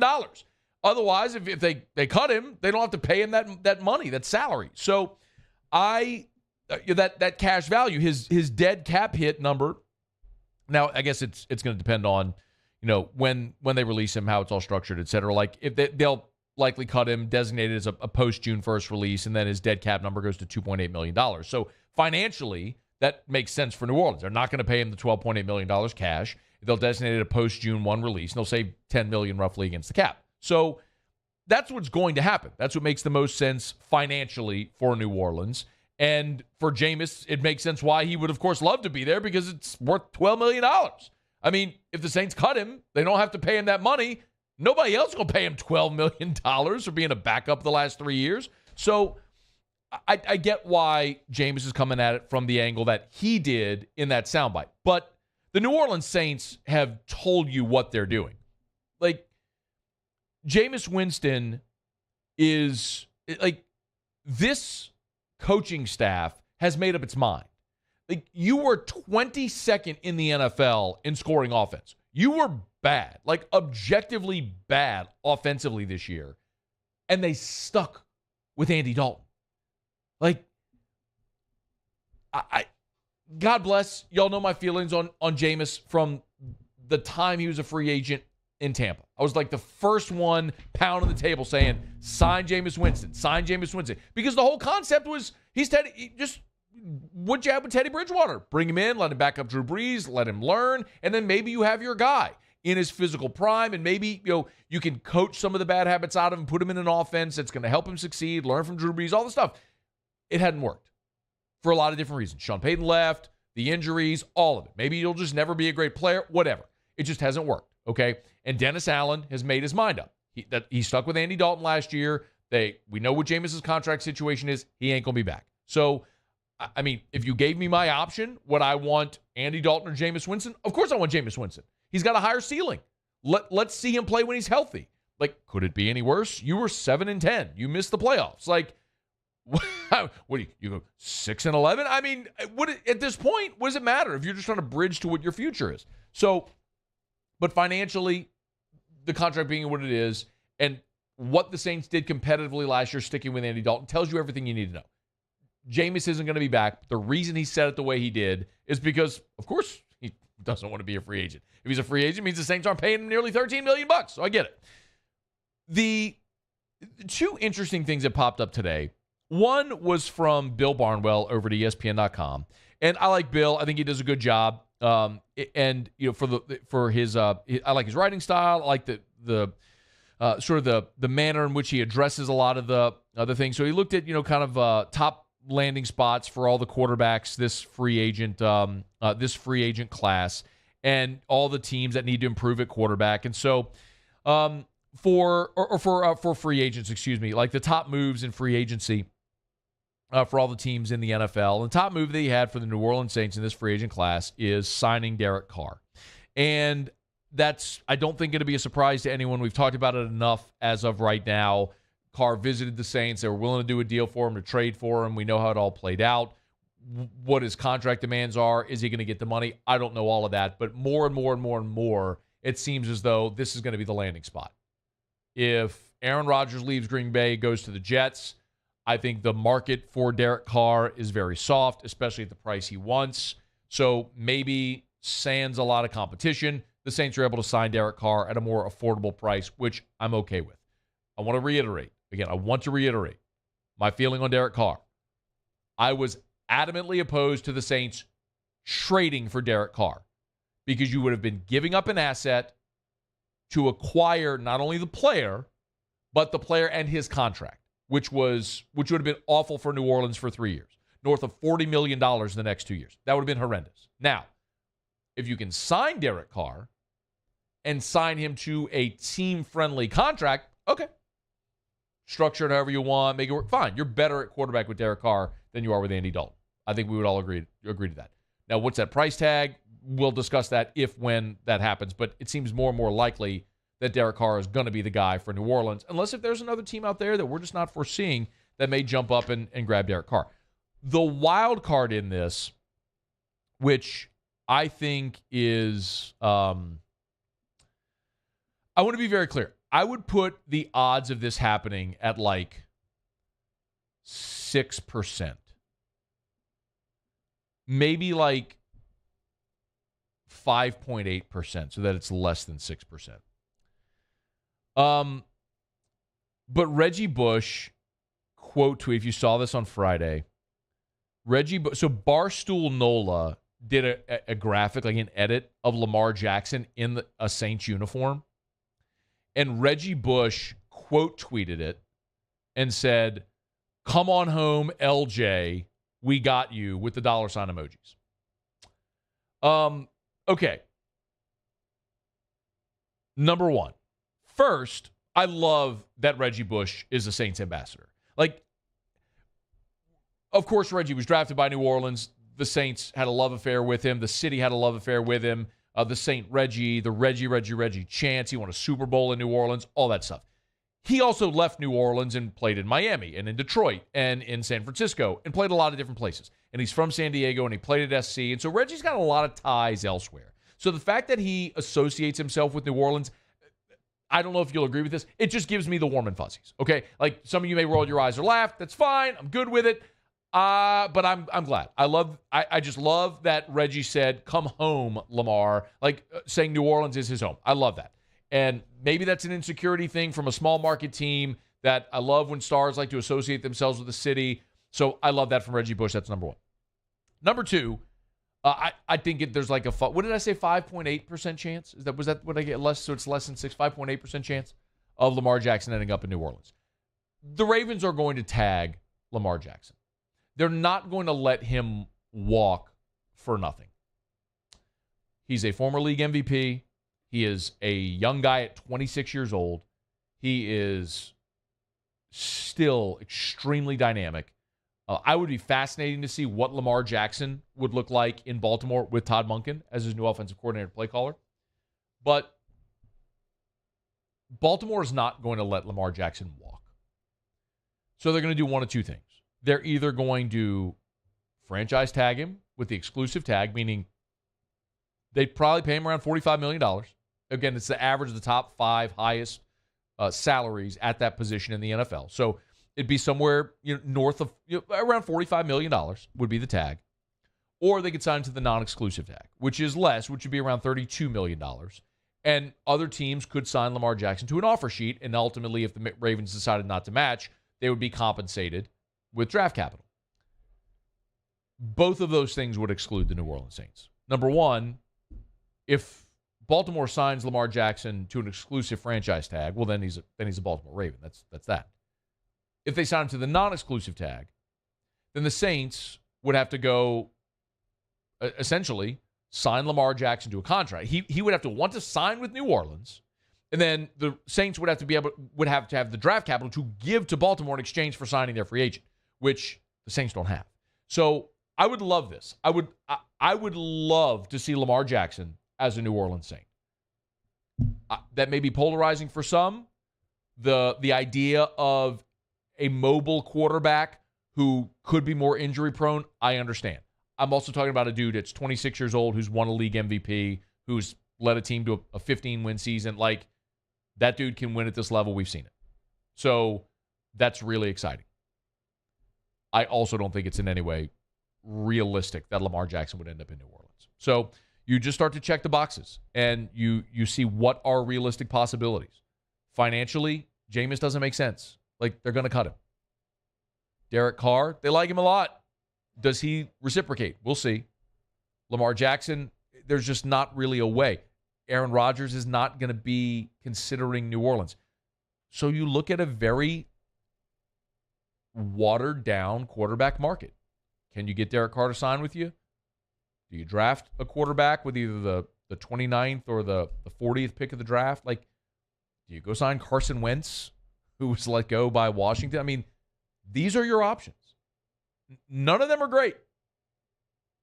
So I keep looking back to saying, okay, what has the biggest, like the highest ceiling potential? And that's hitting on a draft pick. 33-year-old Derek Carr ain't coming in here winning the Super Bowl. You're not the Rams where you just add Matthew Stafford and now you're a championship team. You're not that roster. You don't have Cooper Kupp. You don't have Aaron Donald. You don't have those freak shows they had over there. Von Miller. I mean, Odell was like your number 3 receiver. That ain't you. What has the biggest potential? It's drafting a quarterback. I'm going to keep hammering that. That's my preference. You want to sign a bridge quarterback? Cool. You want to sign Derek Carr to a team-friendly deal? Fine. You want to bring back Andy Dalton? Whatever. You got to go get you a young quarterback because that's where you have the highest ceiling potential. All right, agree, disagree? Let me know your thoughts. You can email me. You can tweet me. You can jump in the Bayou YouTube chat. You can text in the 225-396-4400. Haven't said that in over a week. 396-4400. That's it. 396-4400. That's the text line. Yeah, forgot. But that's it. All right, well, now I got a quick break. Come back, get some of your reaction. Also, I think I'm obligated to at least mention something about LSU basketball, so maybe I'll do that next. Stick around, AFR. AFR. Brought to you by Rouse's. Y'all, it is crawfish season. Carnival is gone. Lent is here. It is crawfish time at Rouse's. Get on by Rouse's, any of the locations, live or boiled crawfish every day of the week. Look, it's 4:34 Central Time right now if you're listening or watching live. It's almost dinner time. It's almost quitting time. Time to head home for dinner. What you going to do for dinner tonight? How about you pull into Rouse's and go get some crawfish for the family? Easy. Walk in, go to the left, look for the seafood department. They have the hot and boiled kiosks, so sitting right there, at the seafood department, you'll see the bags of crawfish. The boiled crawfish in the bag, tag, price, ready to go. Just grab it. Boom. Head to the checkout counter. You're done. Maybe grab some cold beer or whatever it is that your family likes to enjoy while you eat the crawfish. You do it at Rouse's, the official supermarket of the New Orleans Saints. Of course, man, Lent's here. You need seafood options on Fridays during Lent. Rouse's has you covered. They got all your groceries. If you're out there making groceries today, do it at Rouse's. It's Rouse's, where this feels like home. Bayou Ford has $10,000 off MSRP on select new 2022 Ford F-150 trucks. $10,000 off plus 0% financing. And all new Bayou Ford vehicles come with a 1 million mile warranty. The crew at Bayou Ford is going to do right by you. I've been doing business with Luba for 25 years. They're dependable, trustworthy. It's just the attention to detail with our clients. Our folks have years and years of experience. They're highly trained professionals, but many companies have that asset. What I'd like to think makes Luba a bit different is that we use those talents in a way that truly is dedicated to serving the needs of the folks who depend on us. I had to leave my parents. I had to move schools. I don't know anyone here. Everything keeps changing. Why is this happening to me? I'm sure glad you're here. Change a child's story. There's a child in foster care waiting for a volunteer like you.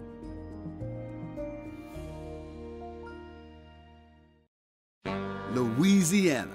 It's a place defined by culture, by pride, by passion, by people who do more than love this place. They celebrate it, elevate it, champion it. They are the individuals who embody what makes Louisiana great. The companies that make Louisiana a better place to work and live. The nonprofits leading transformational change in our communities.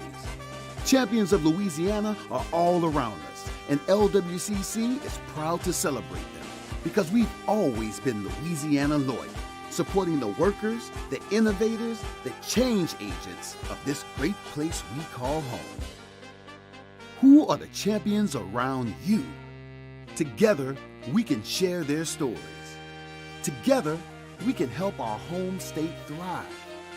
Together, we are Louisiana loyal. Always.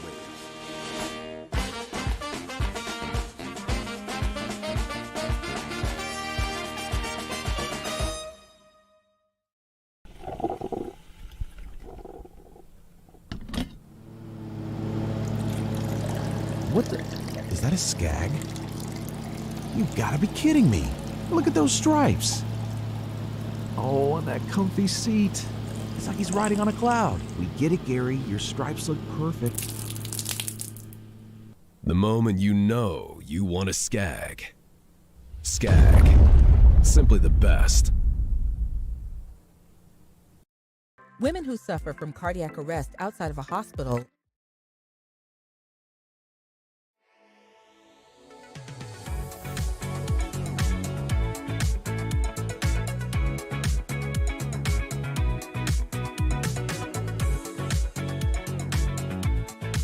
After further review with Matt Moscona, presented by Relief Windows. Windows, doors, siding. Call 288-8138 or visit reliefwindows.com. ESPN Baton Rouge, New Orleans, Alexandria. All right, rolling along. Muse will get the Tigers and the pros here shortly. I got a text from Grayson Lovick who said, Napa is great. Love Muso, but so glad to have you back. But thank you, Muse, for filling in. Hope it went well for the days I was gone. Yeah, no, man, it was good. Okay. It was good. I had determined that was the silence. Well, no. I determined that was the first time that I had ever done the full week. Okay. Yeah. Okay. So that was the first time for the full 15 hours there. Yeah. Bit fatigued come 5 o'clock on Friday. Oh, you don't say. Yeah. You don't say. Yeah. But it was good. All you do is just talk. That's it. Just pontificate for 15 hours. A week. Real people work 40 hours a week. Yeah. Use. Yeah. Can you imagine being a lazy bum like me, just sitting around talking? Yeah, I mean, it was crazy, man. I walked, showed up in the studio at like 2:30, just popped on the mic. Yeah, man. It was wild. Talk to Paulie. Yeah. Take calls. That's it. Corey Messina asked about Jimmy G. I guess that doesn't seem to have any traction. Jimmy G to the Saints when we look at all the options that are out there. So I suppose that could be an option. What's the market going to be for Jimmy Garoppolo? It just seems I don't want to completely discount it. So I'm not trying to be completely dismissive of it, but sometimes they tell you the story. Like the coaches will tell you the story, and Dennis Allen's told you like they want Derek Carr, and if they're not able to get Derek Carr, and Andy Dalton is the guy that they chose last year. They probably get him affordably, and they draft a quarterback. There is a mock draft I want to get to in about 20 minutes from our buddy Chris Trapasso, CBS Sports. And he looks at a mock draft assuming the Saints signed Derek Carr. So that's an interesting twist on any potential draft scenario. So we'll get to that coming up here shortly. Linton Mobile via text said, I agree, Andy Dalton with Hendon Hooker waiting and learning behind him. I just can't see a better option. I don't want to be, I don't want this to come across too flippant and rude, but I was going to say, how much could Hendon Hooker learn from Andy Dalton? Plenty. He's, okay.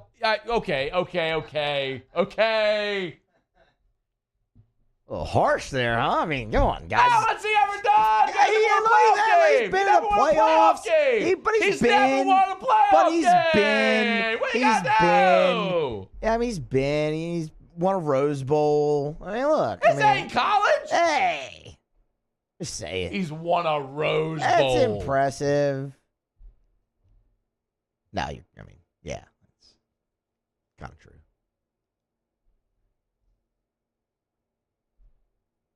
Now kind of running through the list in my head of quarterbacks that have won a Rose Bowl. It's not a grand list. There's a lot of average Big Ten quarterbacks that have won Rose Bowls over the year. Kerry Collins won a Rose Bowl. Shout out. Kerry Collins went to a Super Bowl with the Giants. They lost. So what you're saying is Hendon Hooker could learn more from Kerry Collins than he could Andy Dalton. Precisely. Okay. Yes. I can't argue with that. I mean, I went to a Super Bowl. 100% what I'm saying. And wasn't Kerry Collins a first-round pick?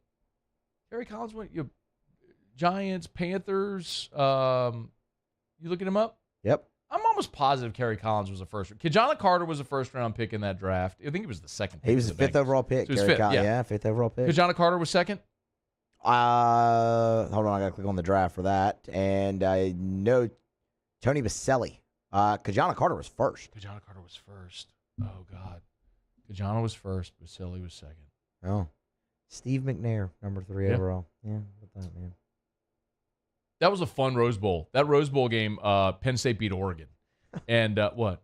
We've gotten on the topic of the Rose Bowl now. Well, no, I remember that game. Yeah. And you know what's weird? I remember, first, Penn State's, it's so weird the thing, I am really deviating. I don't care. It is so weird the things that you remember as a sports fan. Like a lot of I remember where I was when sort of things, but also images. There was I'm actually, you see if you could find this. That'd have been the 95 Rose Bowl right there? It would, yes, the 1994 season, the 95 Rose Bowl. Penn State beat Oregon. Boy, that was a good Penn State team. But, Rich Brooks was the coach of Oregon, who went on to coach Kentucky later. I think it was the first possession. I don't know if it was the first play, but it was the first possession for Penn State. Kijana Carter ripped off like an 80-yard touchdown run. Like busted it right up the gut. And the cameraman positioned in the end zone had a shot of Kijana Carter like through his face mask. And we watched him run for the touch like 80 yards just straight on like at his face mask. They didn't have a sideline shot that they were doing. And I don't know why I remember that vividly. I just remember that vividly. None of you care about that. I totally understand that none of you care about that. That's a random deviation that has wasted 2 minutes of your life. But thank you for indulging me in that moment. And honestly, you should maybe thank me because I just talked about that instead of talking about LSU basketball. Yep. How about that? Are we all winning right now? I think so, yeah. We're winning. So I was in Napa when LSU played Ole Miss. Actually, you're going to do it anyway, though. I was flying home. This is the only thing I'm going to say. Okay. I didn't tweet the entire time I was there. So I there's no record of me saying this, okay? But I guarantee you many of you thought the same thing. As soon as I saw Kermit Davis was fired, I was like, damn it, they're going to get the interim bump. They're getting the interim bump. Like they're going to on Friday. How could you not? I was like, that was one LSU could have gotten. But as soon as they fired Kermit, it's like, uh-oh. Well, they just got Ole Miss's attention, and anyway, it's not going to go well. And it didn't. You lose by double digits to an awful team. All right, it's after further review. You still have Tigers and the Pros to wrap up hour number 2. When we return, it's AFR. AFR. Brought to you by New Orleans Flooring. Go to nolaflooring.com. That's nolaflooring.com. Or better yet, go to New Orleans Flooring. 2 locations, Metairie, and then, of course, on Airline Highway in Prairieville. So if you're in the greater Baton Rouge area, you know where they are. Go south on Airline. You know where the Walmart is on Airline in Prairieville. Go south on Airline. The Walmart's on the right. Just past the Walmart, it's New Orleans Flooring. I highly recommend just go in. Like, shop where the pros do. Go where the pros go. That's New Orleans Flooring. Look, if you are a contractor, maybe you own rental homes, you flip properties, you need inexpensive flooring, you need New Orleans Flooring. And when I say inexpensive, I don't mean cheap. I just mean it's inexpensive because they cut out the middleman. So they can save you 50, 60% on flooring. The prices are incredible for the quality of flooring that you're getting with all the name brands that you know. It's New Orleans Flooring. You can shop them online at nolaflooring.com. That's nolaflooring.com, or go see them in Metairie or Airline Highway in Prairieville. New Orleans Flooring is nolaflooring.com. I'm Chris Nakamoto, and here's what I'm working on for my stories on WBRZ Channel 2 tonight. A man considered to be one of the city's most prolific drug dealers was indicted in federal court for his alleged crimes. Weeks ago, he was picked up in Baton Rouge by sheriff's deputies accused of selling deadly fentanyl on the streets. Tonight, the WBRZ investigative unit uncovered he was out on 2 different bonds and managed to get a third one. The problem is one that we've exposed before. Details on the new issues now. I'm Chris Nakamoto from WBRZ. Watch more tonight on WBRZ Channel 2. Gulf Coast Bank and Trust is giving our customers the power to bank anywhere, anytime during this challenging event. And we're right there with you. Our mobile banking app is a smart way to manage your money and time. Gulf Coast Bank and Trust, the bank that cares about you. It's the details that make the difference between good enough and simply the best. At Skag Power Equipment, the difference is in designing lawnmowers with your convenience and comfort in mind. At Skag, we believe that quality and substance matter, and that you'll appreciate the attention to detail and craftsmanship we put into every single product. Thick steel and heavy-duty components provide you with unmatched reliability and performance. Skag, simply the best.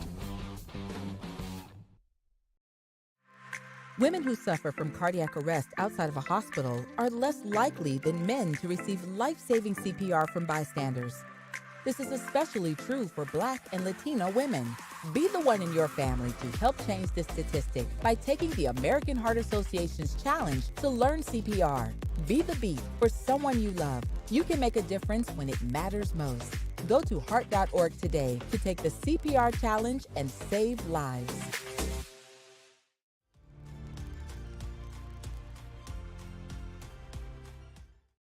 Hi, I'm Brandon Landry, founder and CEO of Walker. Hi, my name is Dr. Craig Green. This is Ryan Terrio with HUDCORoofing.com. Hey, it's Matt Moscona. No matter how big your commercial roofing job, HUDCO can help.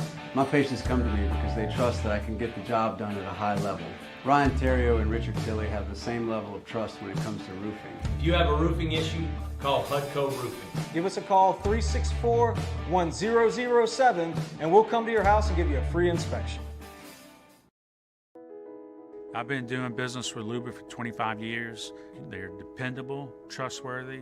It's just the attention to detail with our clients. Our folks have years and years of experience. They're highly trained professionals. But many companies have that asset. What I'd like to think makes Luba a bit different is that we use those talents in a way that truly is dedicated to serving the needs of the folks who depend on us. I had to leave my parents.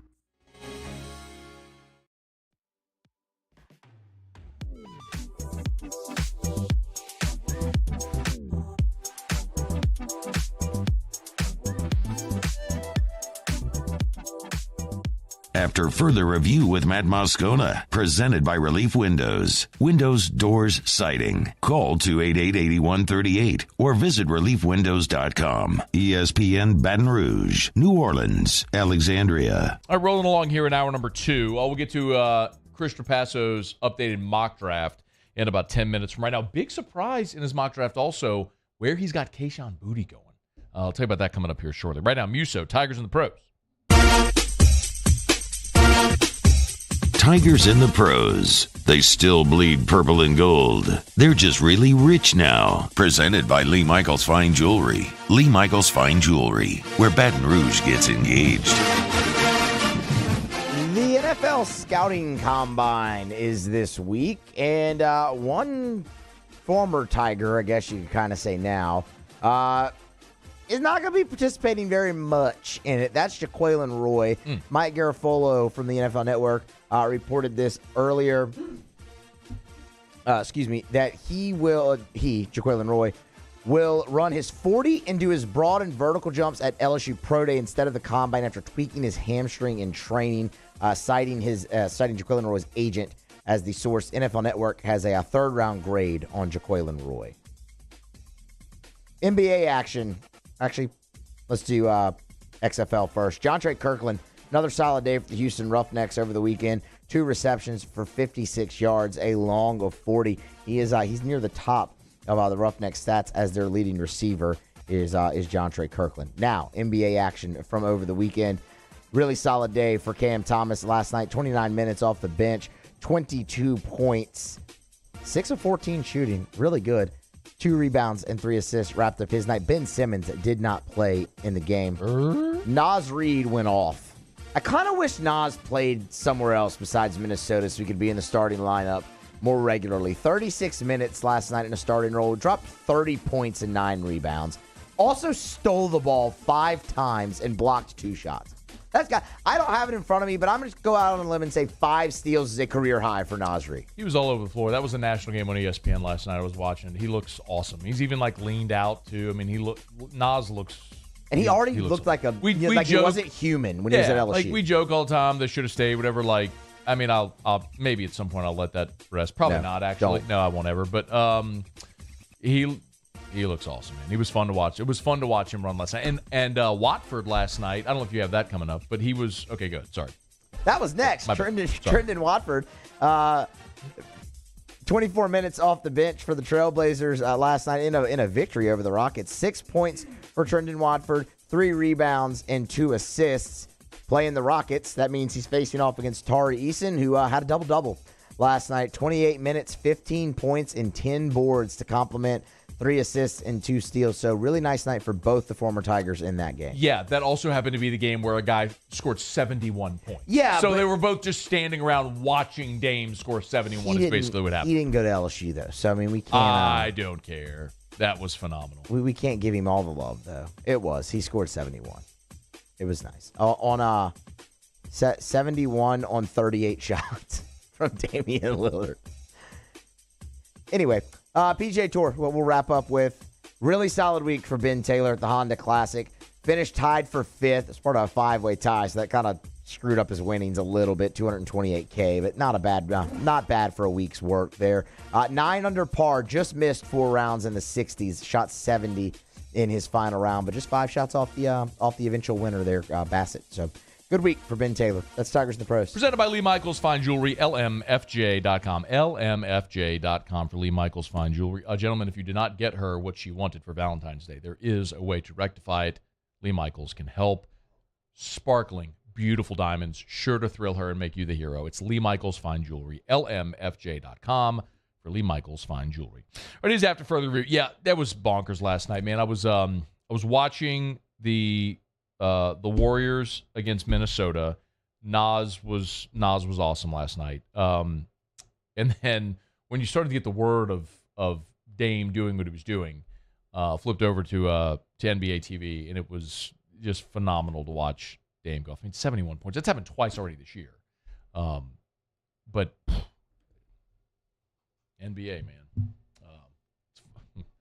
it's kind of amazing. Like, I'll never just lock into a college basketball game that's St. Paul's again. Is St. Paul's even a school? Probably St. Bonaventure. That's there you go. The Bonnies. Whatever. The Bonnies and St. John's. How about that? There you go. I'll never lock into that. You give me like Minnesota and Golden State on a Sunday night. Yep, I'm there. I'm here for it. Quality play, the level of play is phenomenal. Just the NBA is in such a good spot right now. Hopefully, Pels can get one tonight against the Magic at home. All right, it's after further review. Monday shows brought to you by Relief Windows and ReliefWindows.com. Energy efficient replacement windows, beautiful entry doors, hardy plank and vinyl siding. It's Relief Windows and ReliefWindows.com. Okay, quick break. SportsCenter's coming up. We'll get you caught up on national headlines. When we come back, latest mock draft from CBS Sports. Saints, Tigers, what does it mean? We'll talk about it next. It's AFR. AFR. Love telling you about Mold Zero. And more of you every single week are reaching out to me saying, hey, Matt, what's the mold company that you talk about? It's Mold Zero. And if you can't remember it, always feel free. Email me, tweet me, send me a DM on any social platform, text me. Hey, Matt, what's the name of that company? It's Mold Zero. And look, we live in South Louisiana. It's wet and it's humid. We deal with mold here. It happens. So mold remediation can be expensive, but it doesn't have to be. It can be invasive, but it doesn't have to be. You don't have to cut sheetrock and pull insulation out of the attic. You don't have to move everything from your home out. You don't have to have your family out of your home for days. Mold Zero comes in. They spray their patented non-toxic dry fog treatment. As soon as that fog dissipates, you can go back in your home free and clear, healthy, mold-free, clean-smelling. It's Mold Zero. Learn more. Get a free estimate. Mold-0USA.com. That's Mold-0USA.com. You'll love the deals this month at Corval Toyota in Opelousas. Get 3.99% financing on new 23 Highlanders, and as always, you'll never pay over MSRP. So come on down to Happy Town. That's Corval Toyota in Opelousas. Happy Town, USA. I've been doing business with Luba for 25 years. They're dependable, trustworthy. It's just the attention to detail with our clients. Our folks have years and years of experience. They're highly trained professionals, but many companies have that asset. What I'd like to think makes Luba a bit different is that we use those talents in a way that truly is dedicated to serving the needs of the folks who depend on us. What a good day to finally be out of the office. Is that this? A Skag mower. Okay, living the good life I see. Not gonna lie, I'm a little jealous. It's just like driving a throne. It's gorgeous. A beautiful piece of machinery right there.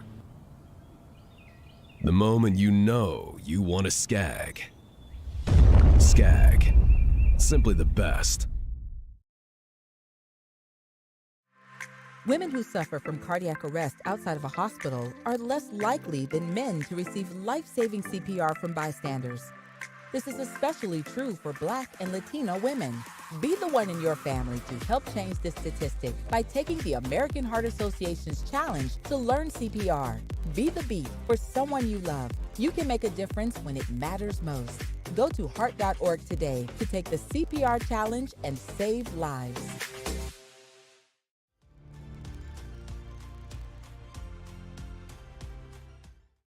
Hi, I'm Brandon Landry, founder and CEO of Walker. Hi, my name is Dr. Craig Green. This is Ryan Terrio with HUDCORoofing.com. Hey, it's Matt Moscona. No matter how big your commercial roofing job, HUDCO can help.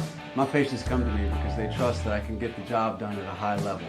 Ryan Terrio and Richard Tilley have the same level of trust when it comes to roofing. If you have a roofing issue, call HUDCO Roofing. Give us a call, 364-1007, and we'll come to your house and give you a free inspection.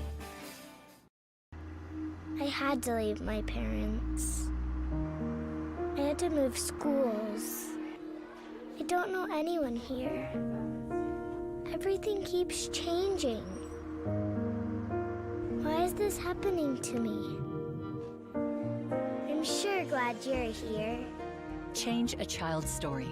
There's a child in foster care waiting for a volunteer like you.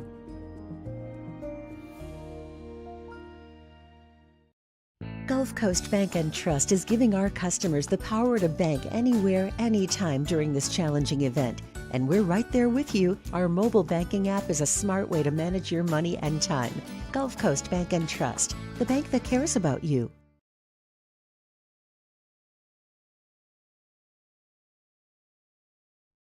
This is SportsCenter. I'm Christine Lisi. One and done in D.C. for quarterback Carson Wentz. Wentz, coming off a rough 2022 season, was released today by the Commanders, a move that had long been expected. His release saves Washington $26 million on the salary cap. Sources told ESPN's Adam Schefter the Bears are leaning toward trading the top overall pick in April's NFL draft, and several teams have approached Chicago. Bears GM Ryan Poles reaffirmed his commitment to QB Justin Fields last month. Whichever team does wind up picking first overall, there's no doubt which quarterback should be selected, in the opinion of Fitz and Harry co-host Harry Douglas. Number one for me is Bryce Young, and number two is C.J. Stroud. I'm not taking anybody else over those guys. I agree. Because I've seen their body of work. I've seen them do it against stellar competition. And you want to know the main thing, Fitz? I see them be consistent in doing so. There's no question about consistency with either one of those two guys. Quarterbacks C.J. Stroud, Will Levis, and Anthony Richardson will throw at the NFL Combine on Saturday, but Bryce Young will wait for Alabama's Pro Day next month. Although he will not throw, Young will go through medicals and measurements in Indianapolis. ESPN Radio is presented by Progressive Insurance. At Progressive, they're making things even easier to help you bundle your home and car insurance together so you can save on both. Learn more at Progressive.com or 1-800-PROGRESSIVE. Matt Moscona. I'm very important. After further review. Say it one more time. After further review with Matt Moscona. And here we go. ESPN Baton Rouge, New Orleans, Alexandria. Live from the Mercedes-Benz of Baton Rouge studios. That's right.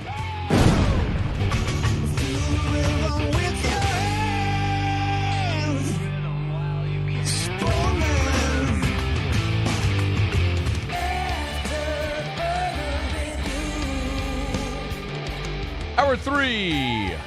Off we go. Welcome aboard. Glad you're with us, AFR, presented by Relief Windows. I'm Matt. You're a loser, Matt! Paul O'Neill. They're chanting Paul O'Neill's name. So. And Mr. Toby Tomplay.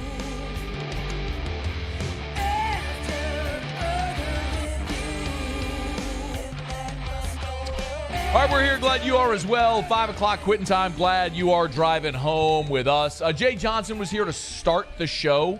If you want to go back and listen to what Coach Jay had to say about the weekend there in Round Rock, I'll give you some of my thoughts in about 15 minutes. We talked Pell's Magic with Todd Graffagnini, hour 1 as well. You can catch that on demand, AFR on demand, presented by Brett Golf. So the young lad, the very pleasant young lad yelling, "You're a loser, Matt," in the drop there, is the offspring of none other than our friend Larry Holder. So in this moment, I would like to speak to an audience of one. That would be Larry Holder.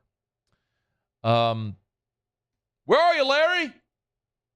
I mean, I'm flying home on Saturday, and I see all over Twitter that the Bucs are going to make Kyle Trask their starter. I mean, we've had a 3-year ongoing bet on this, and I get nothing? Come on, Larry. You're not going to flex on me? Huh? You're not coming peacocking out of the woodwork? That's how peacock sounds. You didn't know that?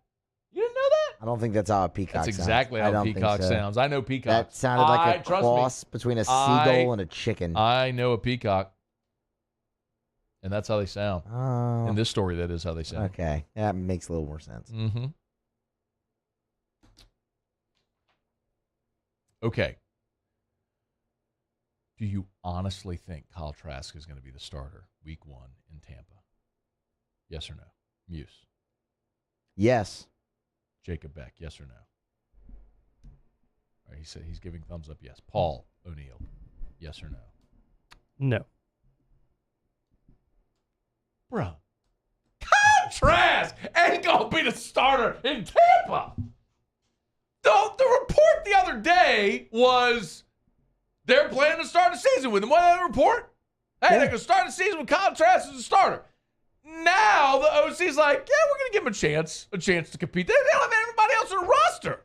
Tom Brady retired. Blaine Gabbert stinks. They're going to get rid of him. Like, well, I mean, they're going to draft a quarterback and play whoever that is.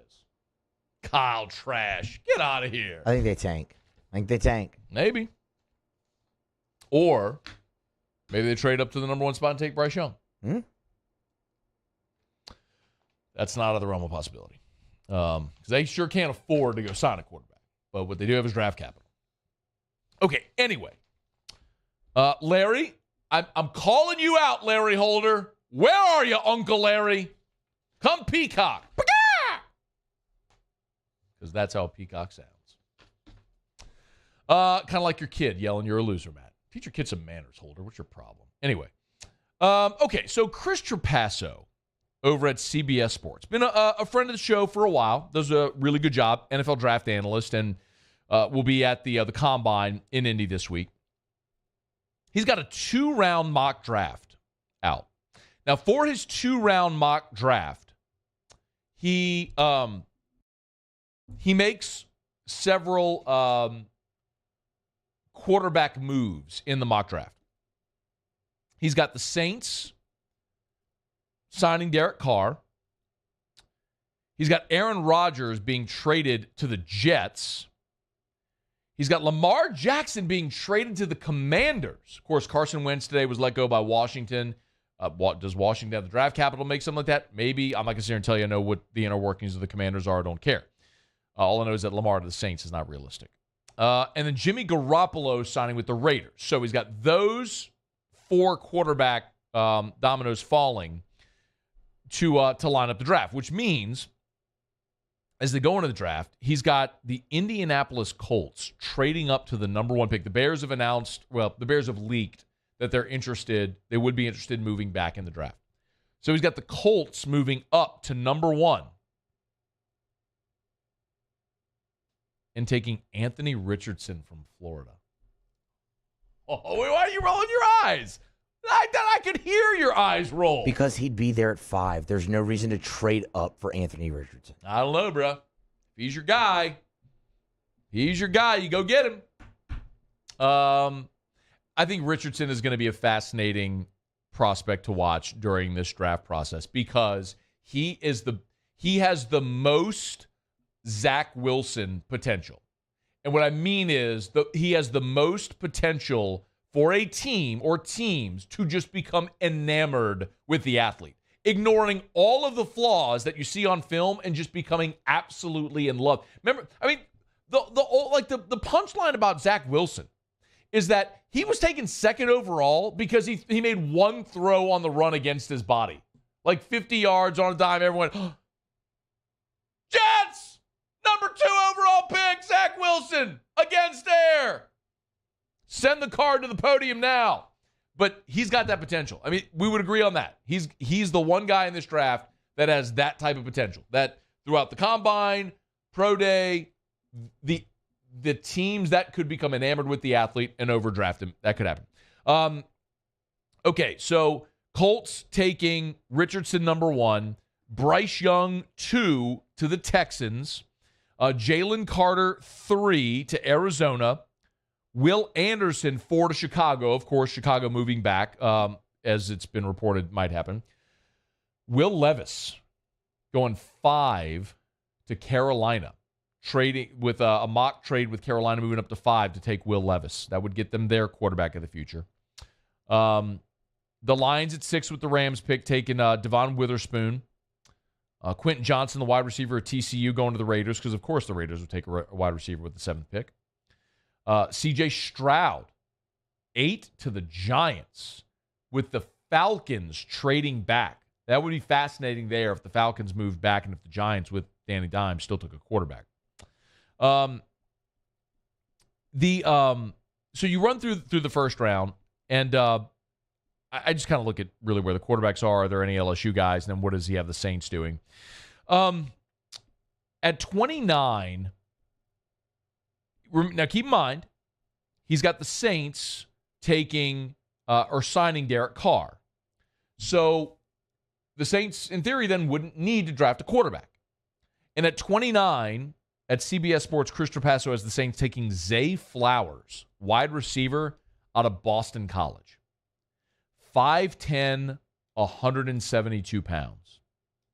He writes, after the Carr signing in this mock scenario, the Saints have to add weaponry to the offense. They do that with the small but sensational Flowers. That screams Brandon Cooks all over again. It would be devastating to me if the Saints went back-to-back years using a first-round pick on a wide receiver. I would not in any way endorse this move. I think that's a horrendous decision if they would make it. You can get great value at receiver. You have Chris Olave, who's a number one. You've got good depth there as well. I'm not saying you have the star power. Jarvis Landry likely isn't going to be back. We all know Michael Thomas won't be back. So do you need receiving help? Yes. I'm not okay going back-to-back years wide receiver number one. The Saints, of course, also have the 40th overall pick, and Trapasso at number 40 has the Saints going defense with Antonio Johnson, the safety out of Texas A&M.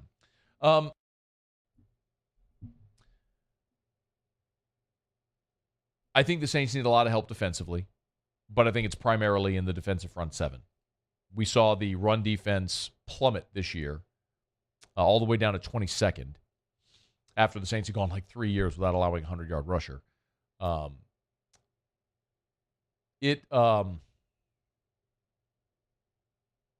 don't like either of those picks. I'm okay with the Saints going in almost any direction, because when you're a team that has as many holes as the Saints have, you need to be able to draft a lot of different positions to improve your roster as a whole. But I don't think receiver or safety are the spots. Now, I could make a case at safety because Tyrann Mathieu is aging and Marcus May didn't really deliver in the manner you hoped he would, signing him after you let Marcus Williams walk. But I could look at offensive line. Andrus Peat likely isn't going to be back. You definitely need help anywhere on the defensive line. I mean, outside of Cam Jordan, they already re-signed Tano Passanio. You have Carl Granderson. What else do you have at end? Outside of an aging David Onyemata, you really don't have a great run stuffer on the interior. You could certainly use a linebacker. DeMario Davis isn't going to be around forever. There's a lot of spots where the Saints need help. But if they use the 29th and 40th picks to go receiver safety, I can't say I'd be super pumped about that. Interestingly, he does have two LSU players going, none in round one, but two going in round two.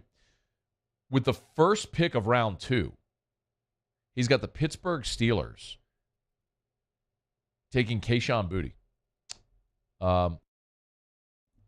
Getting a big play weapon there for Kenny Pickett.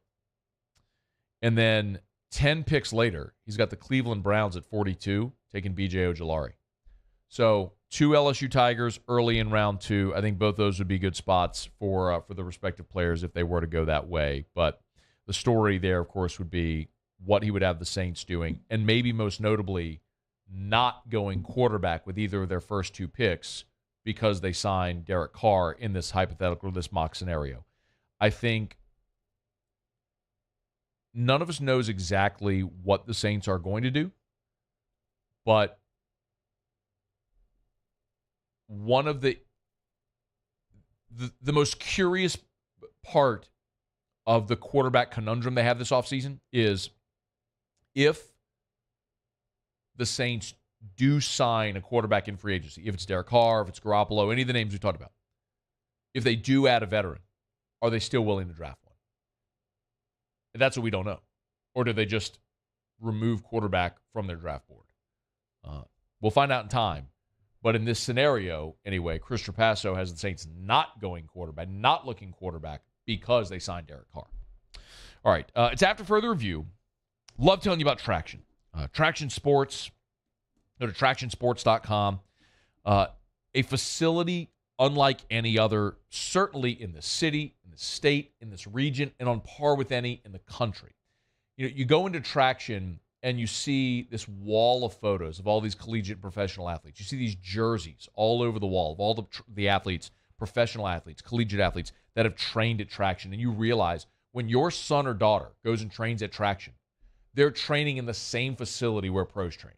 They're being trained by the same trainers that train professional athletes. So if you want your son or daughter in whatever sport to get the best performance training and skill training in their specific sport, there's no place better. It's Traction. It's the best facility. It's the best trainers. It's the best technology. It's Traction Sports Performance. It's TractionSports.com, TractionSports.com. They got memberships available for your son or daughter. Performance training and skill training. So you want to get bigger, stronger, faster? That's the performance training. You want sport-specific skill training at the best facility, one of the best facilities in the country? It's Traction. TractionSports.com. Go to TractionSports.com. Okay, it's after further review. Let me knock out a break. We'll come back. We had Jay Johnson with us to open the show today. I want to give you some of my thoughts from the weekend in Round Rock. We'll get to that as we continue next on AFR. AFR. AFR is brought to you by Clegg's Nursery. Tell you every day, buy local, shop local over at Clegg's Nursery. For more than 60 years, y'all, I mean, I don't know if you're noticing driving around town, the azaleas are in bloom. I mean, spring is here. You can tell by the thermostat. I mean, it's 79 degrees right now. The high today of 80. We're in the mid-80s last week. We always generally get a cold snap some point in March. But, y'all, it's springtime. It's time to get in the garden. It's time to plant those flowers. It's time to plant the trees, the shrubs, the beautiful bedding plant, the flower pots. It's time to start paying attention to your yard. You're looking at your lawn and you have weeds or dead patches. Clegg's Nursery can help. Just if you're not sure what to do, that's okay. Like, they have the knowledge. It's one of the great things. Not only does Clegg's have the best selection, but their horticulturists have all the knowledge you would need. So just take a picture of your lawn, your garden, ask them. They'll know what's going on and how to fix it, and they have the products to help as well. It's at Clegg's Nursery. Buy local, shop local. It's at Clegg's Nursery. Bayou Chrysler Dodge Jeep Ram has $10,000 off new 2022 Ram 1500s. 2022 Ram 1500 trucks on our lot now with $10,000 off MSRP. All new Bayou vehicles come with a 1 million mile warranty. If you need sales or service, the crew at Bayou is going to do right. Bayou. I've been doing business with Luba for 25 years. They're dependable, trustworthy. It's just the attention to detail with our clients. Our folks have years and years of experience. They're highly trained professionals, but many companies have that asset. What I'd like to think makes Luba a bit different is that we use those talents in a way that truly is dedicated to serving the needs of the folks who depend on us. Louisiana. It's a place defined by culture, by pride, by passion, by people who do more than love this place. They celebrate it, elevate it, champion it. They are the individuals who embody what makes Louisiana great. The companies that make Louisiana a better place to work and live. The nonprofits leading transformational change in our communities. Champions of Louisiana are all around us, and LWCC is proud to celebrate them because we've always been Louisiana loyal, supporting the workers, the innovators, the change agents of this great place we call home. Who are the champions around you? Together, we can share their stories. Together, we can help our home state thrive. Together, we are Louisiana loyal. Always.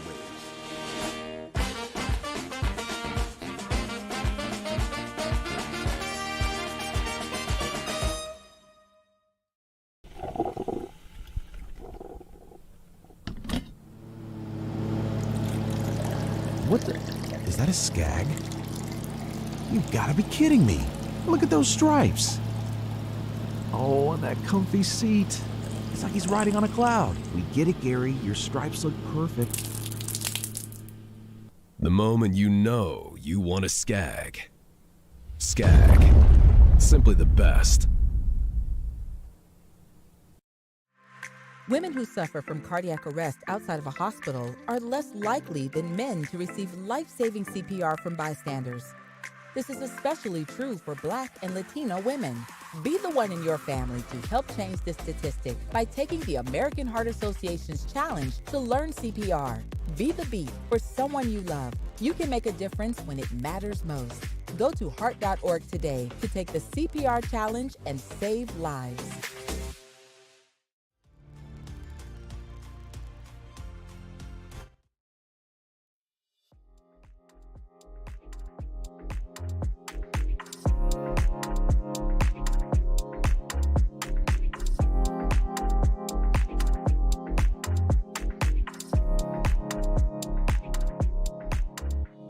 After further review with Matt Moscona, presented by Relief Windows. Windows, doors, siding. Call 288-8138 or visit reliefwindows.com. ESPN Baton Rouge, New Orleans, Alexandria.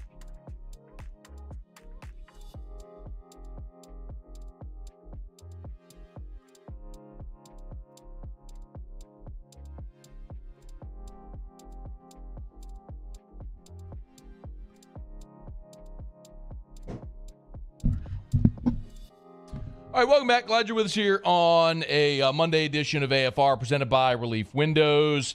LSU baseball went this weekend to Round Rock and took 2 out of 3. They win the Round Rock Classic by the run differential, which was weird. By the way, tip of the cap to Leah Van, who figured out the math. A lot of people asked, how did they figure out the run differential? I'll just read you what she put. And again, there's a lot of math here, so if the math is confusing, sorry. But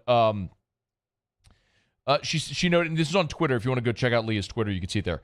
So for the run differential, every team beat Kansas State. So the deciding factor was their results against each other. Iowa beat LSU 12-4 and lost to Sam Houston State 6-0. So their run differential was +2 in those games. I'll spare you. Iowa's run differential was +2. Sam Houston State's was -6. LSU's ended up +4 because of the margin yesterday. That's how ultimately they decided the Round Rock Classic champion. So LSU gets the championship belt from the Round Rock Classic, and it was because of the run differential for the 3 teams that all ended up tied with their run differential against each other is how ultimately they decided. So I lost my, if you're watching, I lost my computer here, so I'm flying a little blind here. The battery died and it went dead, so I apologize. A couple of things from the weekend.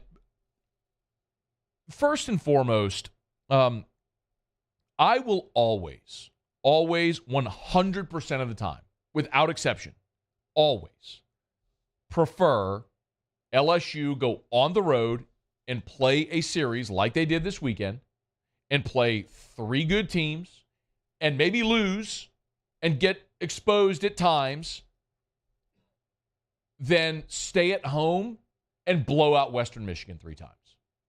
Because when you face a guy like Brody Breck from Iowa, it's like what you're going to see with a frontline arm in SEC play. Let me see how you look against them. Let me see what you do when your nose gets bloodied and how you bounce back. LSU emphatically answered that, didn't they? 16 runs on 23 hits yesterday against a Sam Houston State team that's probably going to be a regional team.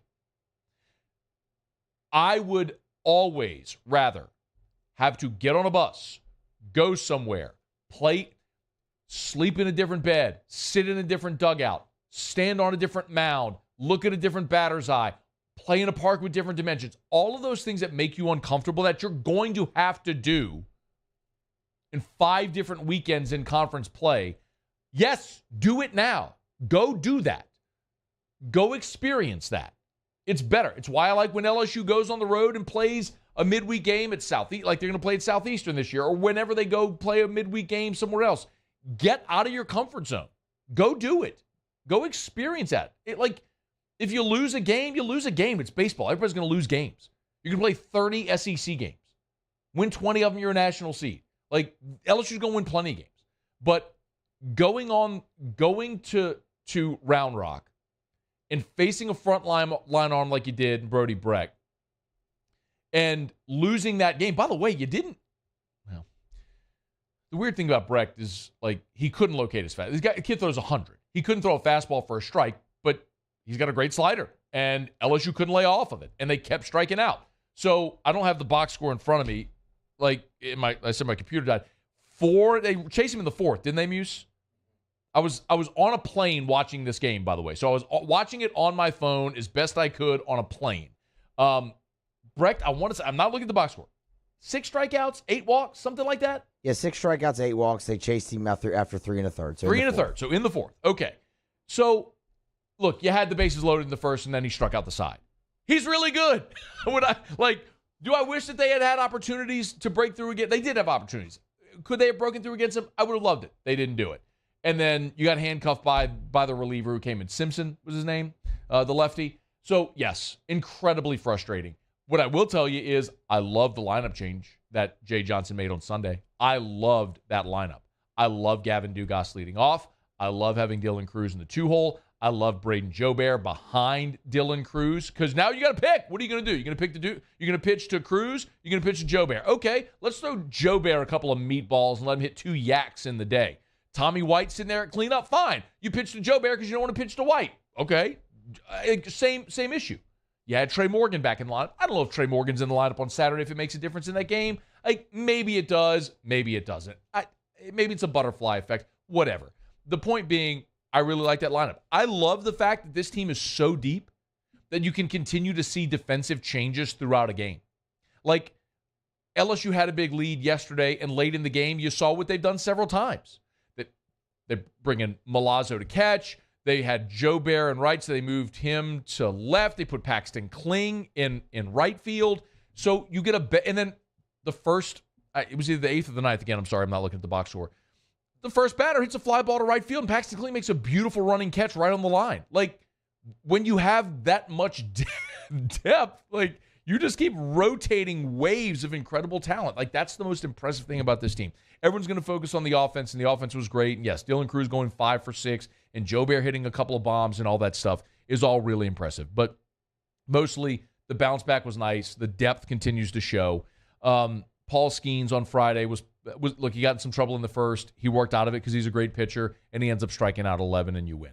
Riley Cooper didn't have his best stuff. And the odd thing about Cooper is he got the first 2 batters, and then the third batter, he had a 2-strike count and looked like he had struck him out. It was like walking off the mound. Borderline pitch, they call it a ball, he gives up a homer, and then the trouble started. Does that mean Riley Cooper's done being a starter? I don't know. Probably not. I don't think that they're gonna be done with him in that role after that outing. But when people kept asking after opening weekend, does this mean Cooper's going to keep that job? If he keeps pitching like that, well, if he keeps struggling, it opens the door for somebody else. And maybe that's Thatcher Hurd, who we assume is going to pitch tomorrow against Texas. Although Jay Johnson, who was on AFR earlier today, was a bit coy when I asked him specifically if Thatcher Hurd is going to pitch against Texas tomorrow. You know, we haven't made a final determination, and not trying to be coy on that at all, but we don't know who they're starting yet at this point in time. And like I said, Nick, call me old school, whatever. I'm just not going to give up a competitive disadvantage until we know what we're facing. I understand that. So you're not going to let them know who you're facing until you know who they're throwing. Okay, that's fine. But if you throw Thatcher Hurd tomorrow at Texas, if you do, and if Hurd pitches really well, and if Cooper goes and struggles next weekend, maybe that opens the door for Hurd to go to the weekend, which I think we all expect to happen at some point during the season anyway. But I'm okay being patient and letting that work itself out because honestly, I'd be super great with Riley Cooper giving me 6 shutout innings every Saturday. If he can do that, great. He did it one weekend, didn't do it the next. Let's see what he does next weekend. One other thing that I loved yesterday, and you know, I think for a lot of you, you're still seeing this team for the first time, right? Like I say this often, I never get to go watch them in the fall, ever. I watch 0 innings of baseball during the fall. It's all LSU football. And then in the spring, whenever they start their preseason workouts, they're usually practicing while I'm on air, so I never get to see them then as well. I get to see them when they start playing games. Yesterday, I thought Brady Neal was so good at the plate. And it shows maturity when, as a freshman, you can hit to all fields. His first at bat, he blistered a ball to deep right, was caught at the base of the wall. His second at bat, he gets an 0-2 count, widens up, chokes up, punches a single up the middle.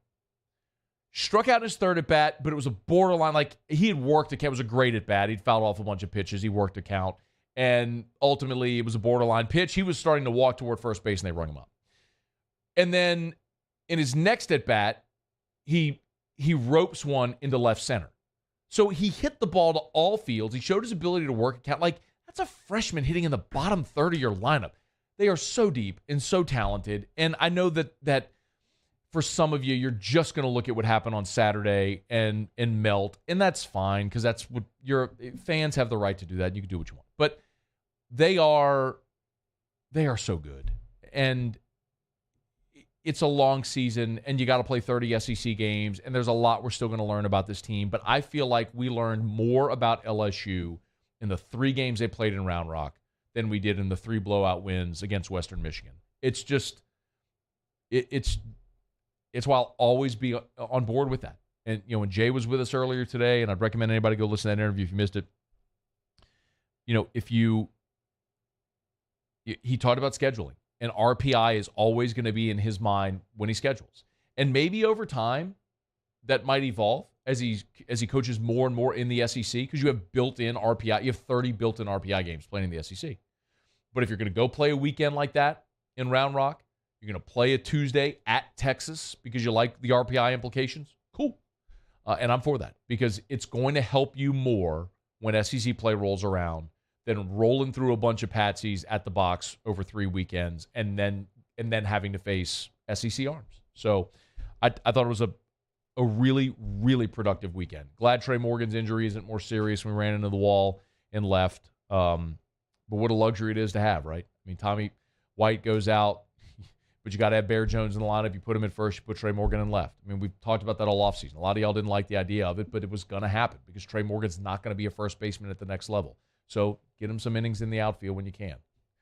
Needs a little more spatial awareness, not running to the wall, but give everybody a heart attack. But yeah, it was a good weekend. Really good weekend for the Tigers. Okay, it's After Further Review, brought to you by the Williamson Eye Center. 924-2020, 924-2020, or WilliamsonEye.com. That's WilliamsonEye.com. For the Williamson Eye Center, Dr. Blake Williamson, he is a life changer. That's not hyperbole. To be able to wake up in the morning and just see, to be able to wake up in the morning and not have to reach for your glasses on the end table or shove contact lens into your eye, it's possible. Refractive surgery from the Williamson Eye Center. No matter your age or your refractive issue, the Williamson Eye Center has a solution. Go for that free consultation. Call 924-2020, 924-2020, or online at WilliamsonEye.com. That's WilliamsonEye.com, WilliamsonEye.com for the Williamson Eye Center. All right, y'all, it's After Further Review. Glad you're with us here on this Monday. It's good to be back after a week away. Had a great time. Erica and I got out of town and went to Napa, did wine country. It was fantastic, and but it's always good to be back as well, and it's a fun time of year. So, March Madness is upon us. The LSU baseball team remains number 1 in the country in the major polls. So the Lady Tigers, the LSU women's basketball team, is headed to the SEC tournament. With the 2 seed, they finished 27-1 in the regular season. It's NFL Combine week. We're heading toward the draft. LSU spring football starts in 2 weeks. I love the spring. I love the springtime because there's just so much going on. So, and we're here for it every single day, and glad you are as well. All right, let me knock out a break. We'll come back. Pels are back on the hardwood tonight at home against the Orlando Magic. It's one they got to get. Well, let's hear a little bit from Willie Green about this matchup tonight. We'll give you a final preview before we get to Otter Locks. Find out what we're betting on tonight. Glad you're here. It's AFR. AFR. AFR is brought to you by River City's 1 Hour Air, where they're always on time, or you don't pay a dime. 752-0001, 752-0001, or 1hourbr.com. I want to remind you, for the rest of this month, preseason AC tune-up. Mention you heard about it on the show. They'll save you $50. That's for the rest of this month, just for the rest of February. So what we got? Tomorrow's the last day of February. You got to call today or tomorrow to book your preseason AC tune-up at River City's 1 Hour Air, and you'll always get great service like Cynthia Tubb did, who said in this 5-star Google review, I've been using River City's 1 Hour Air for years, and I'm very pleased. No other technician would do. JJ is the best, really knows how to fix anything. So my late husband would only hire JJ in River City's 1 Hour Air to do the work. Another 5-star Google review. That one from Cynthia Tubb. 752-0001, 752-0001. Before the warm weather comes, get that AC tuned up at River City's 1 Hour Air. 752-0001. Bayou Ford has $10,000 off MSRP on select new 2022 Ford F-150 trucks. $10,000 off plus 0% financing. And all new Bayou Ford vehicles come with a 1 million-mile warranty. The crew at Bayou Ford is going to do right by you. Hi, I'm Brandon Landry, founder and CEO of Walker. Hi, my name is Dr. Craig Green. This is Ryan Terrio with HUDCoRoofing.com. Hey, it's Matt Moscona. No matter how big your commercial roofing job, HUDCO can help. My patients come to me because they trust that I can get the job done at a high level. Ryan Terrio and Richard Tilley have the same level of trust when it comes to roofing. If you have a roofing issue, call HUDCO Roofing. Give us a call, 364-1007, and we'll come to your house and give you a free inspection. I had to leave my parents. I had to move schools. I don't know anyone here. Everything keeps changing. Why is this happening to me? I'm sure glad you're here. Change a child's story. There's a child in foster care waiting for a volunteer like you.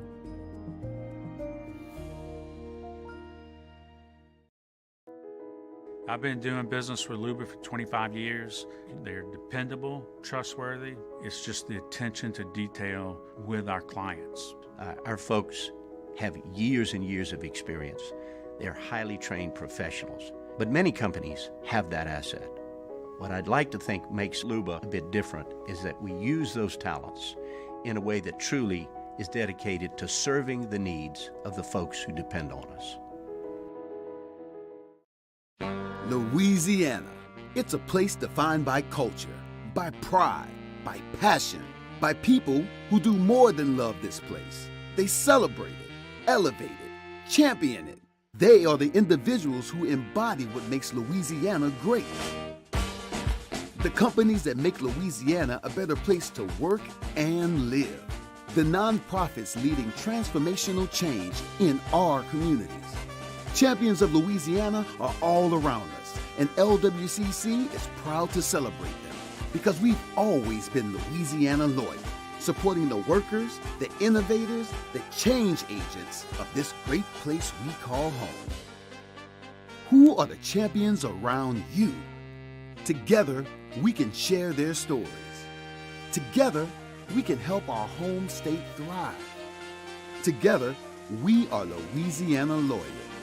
Always.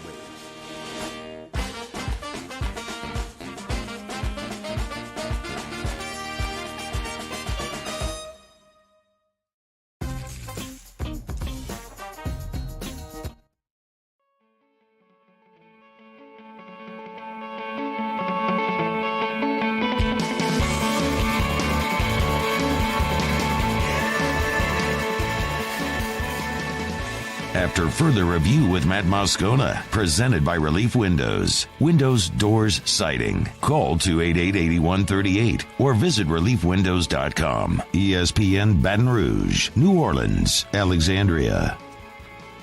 We'll get to Otter Locks coming up here in about 10 minutes from right now. How did Jimmy do last week? I would assume we had Otter Locks last week. Oh, really? Not great. Oh, no. What happened? It's a great question. So he wasn't with us on Wednesday. We had Hanny Locks. Hanny went 1-1. Okay. Otter had 2 wins throughout the week, though. That was it. He was somewhere in the neighborhood of 2-6, something like that. All NBA, college basketball. And Colucci had an 0 for. Colucci went 0 for 2, at least on the show. I'm not sure what he did. I mean, I go out of town and Otter can't pick a winner. You take that up with him.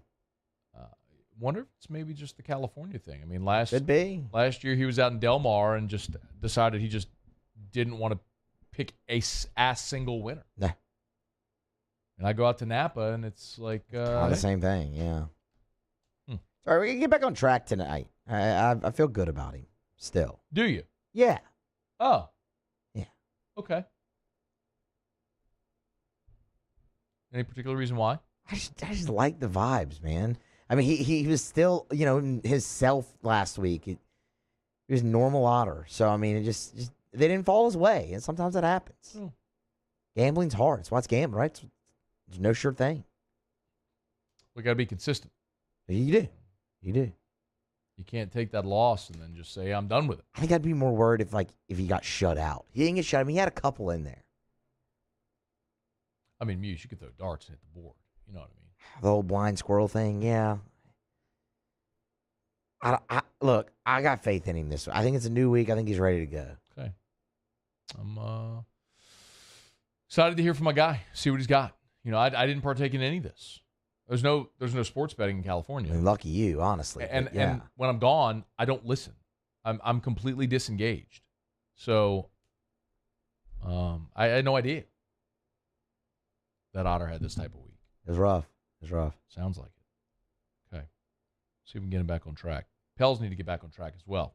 How about that transition? Huh? You like that? It's a week away. It's like riding a bike. Look at this. Like that transition? Hashtag professional radio guy. Pels play the Magic tonight. New Orleans is a 4-point favorite. Todd Graffagnini was with us, radio voice of the Pels, earlier today. And he did reference the previous matchup that these two teams had. And it was just last month. It was in January. It was down in Orlando. And the Pels led for 3 quarters, and then the Magic got blistering in the fourth and wound up winning that game 123-110. Since the All-Star break, it's kind of been the exact opposite for New Orleans. It's the fact that they have started just horribly. And seen it tinkering with the starting lineup, with Josh Richardson going in. Of course, they just acquired before the trade deadline. Kind of giving them a nice defensive presence. But, boy, it didn't help against the Knicks on Saturday, which was atrocious, nor did it help against Toronto in the first game back after the All-Star break, a 115-110 loss. So the Pels now have lost 3 in a row and 4 of 5, and they're 30-31 overall.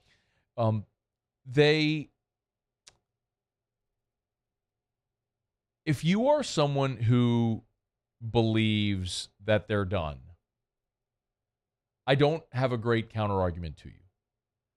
You might be right. They may be a team that peaked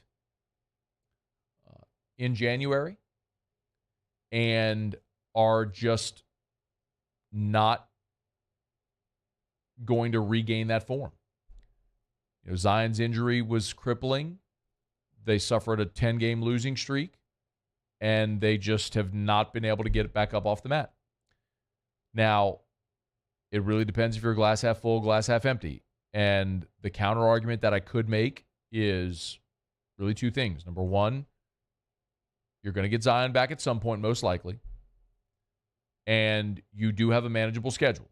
According to Tankathon, when you look at strength of schedule remaining, the Pels have the 3rd easiest remaining strength of schedule. 21 games to go.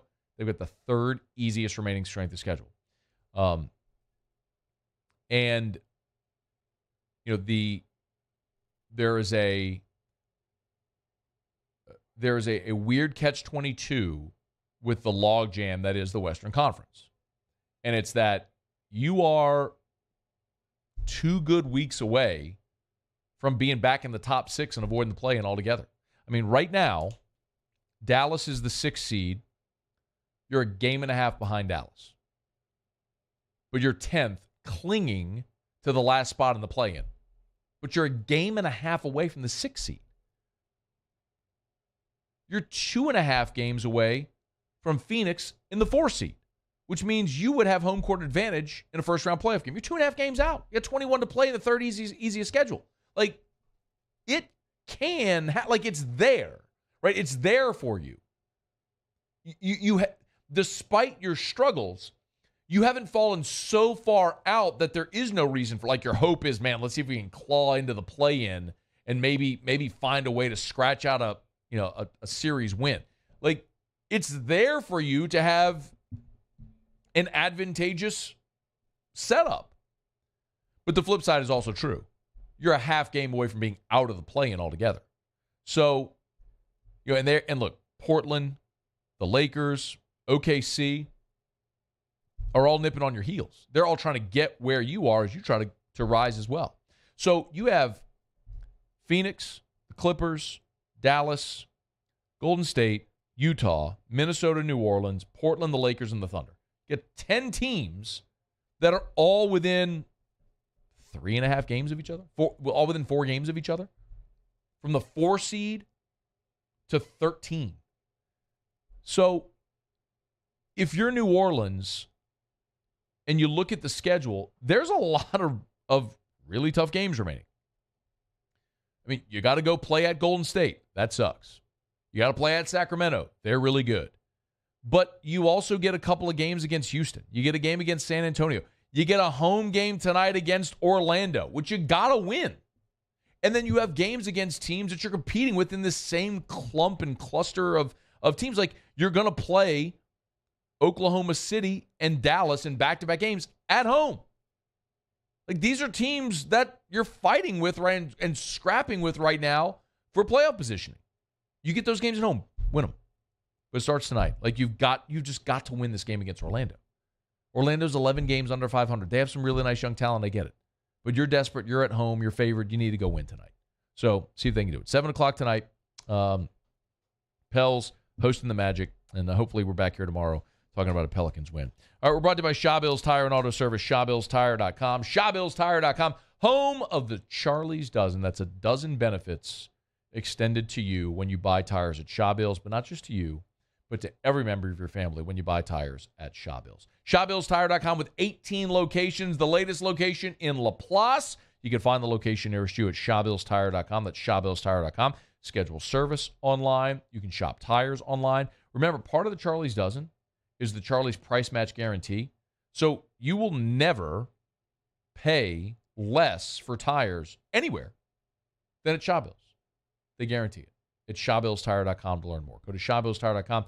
You can always hit the promotions tab to see the latest offers that they have at Shawbills. Shawbills, where we keep you rolling. Okay. Otter Locks is coming up. You nervous, Muse? No. You can ride with him? Yeah, of course. Of course. Look, I like the headspace he's in. I don't think the losses are going to bother him. I really don't. I mean, he's not out in Del Mar. He's here. He's been through it before. Yeah. He's been through the grind. There's no substitute for experience, man. And Otter's old. He's got a lot of experience.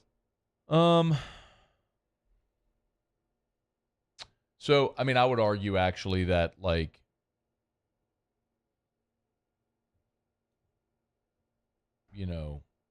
Michael Jordan's got a lot of experience. It's true.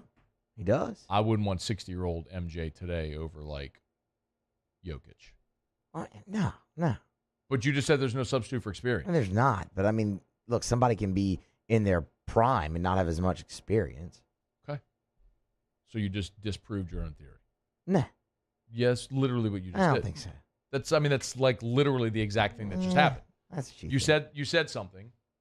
I gave an example of why it's wrong, and then you proved my point to you. That's your opinion. No, that's not an opinion. That's literally what you just did. Oh, no. Paul, is that literally what he just did? Literally. I mean, it's the same thing. Beck, is that literally what he just did? He's nodding his head. It's radio, but you'll just have to take his word for it. I mean, Muse, it's literally what you just did. Well, look, Otter. Oh my God, it's 5:48. We got a break. Otter Locks is coming up next.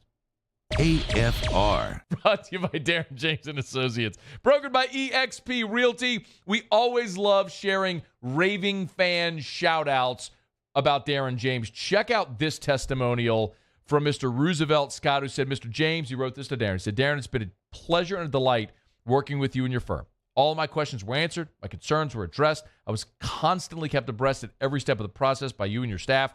Communication was great. Everyone with whom I communicated was knowledgeable, courteous, easy to work with. I appreciate you, your time, and accomplishment. Would recommend you and your firm to anyone interested in buying or selling real estate. Thanks so much, and God bless. That is how you write a 5-star Google review. That from Mr. Roosevelt Scott about Darren James. If you need to sell your home, hire the realtor that sells more homes than anyone. Call Darren James. 335-7666, 335-7666 or agent225.com for Darren James. Think real estate, think Darren James. There it is, the extra mile, on the border of expected and extraordinary for those willing to go further, like vans customized for work or play, with safety and tech to keep you connected. Supported by a 5-star sales, service, and finance team, and backed by the 1-star you know. So go the extra mile. It's never crowded, because so few have what it takes to go there. Mercedes-Benz Vans. I've been doing business with Luba for 25 years. They're dependable, trustworthy. It's just the attention to detail with our clients. Our folks have years and years of experience. They're highly trained professionals, but many companies have that asset.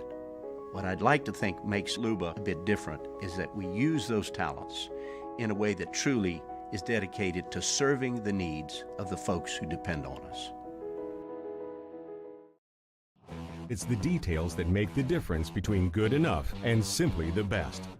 At Skag Power Equipment, the difference is in designing lawnmowers with your convenience and comfort in mind. At Skag, we believe that quality and substance matter, and that you'll appreciate the attention to detail and craftsmanship we put into every single product. Thick steel and heavy-duty components provide you with unmatched reliability and performance.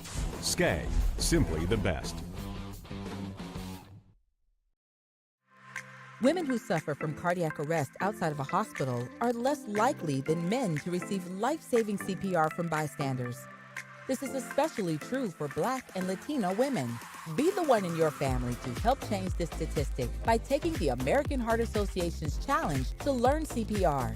Be the beat for someone you love. You can make a difference when it matters most. Go to heart.org today to take the CPR challenge and save lives.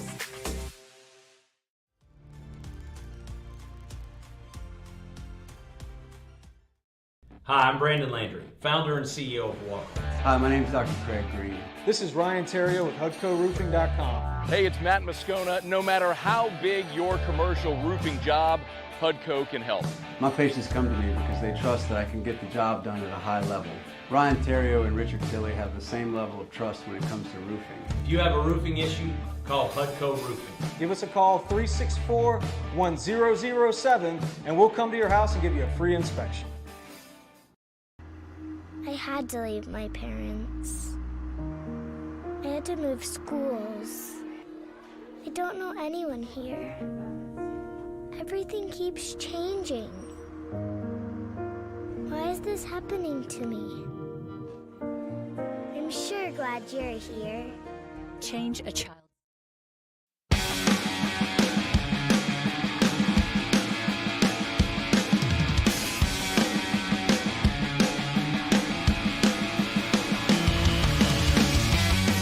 After further review with Matt Moscona, presented by Relief Windows. Windows, doors, siding. Call 288-8138 or visit reliefwindows.com. ESPN Baton Rouge, New Orleans, Alexandria. Down the stretch we come. Final segment, Monday edition of AFR, presented by Relief Windows. One thing left to do. Find out what we're betting on tonight. Time for Otter Locks. Otter Locks, presented by Lofton Staffing Services. At Lofton, we put people to work. Call us today at 924-0200 or go to lofton.jobs. So we turn to the one and only, the incomparable, the often incomprehensible, a man who struggled while I was gone, the Ott father himself, Jimmy Ott. Did you miss me?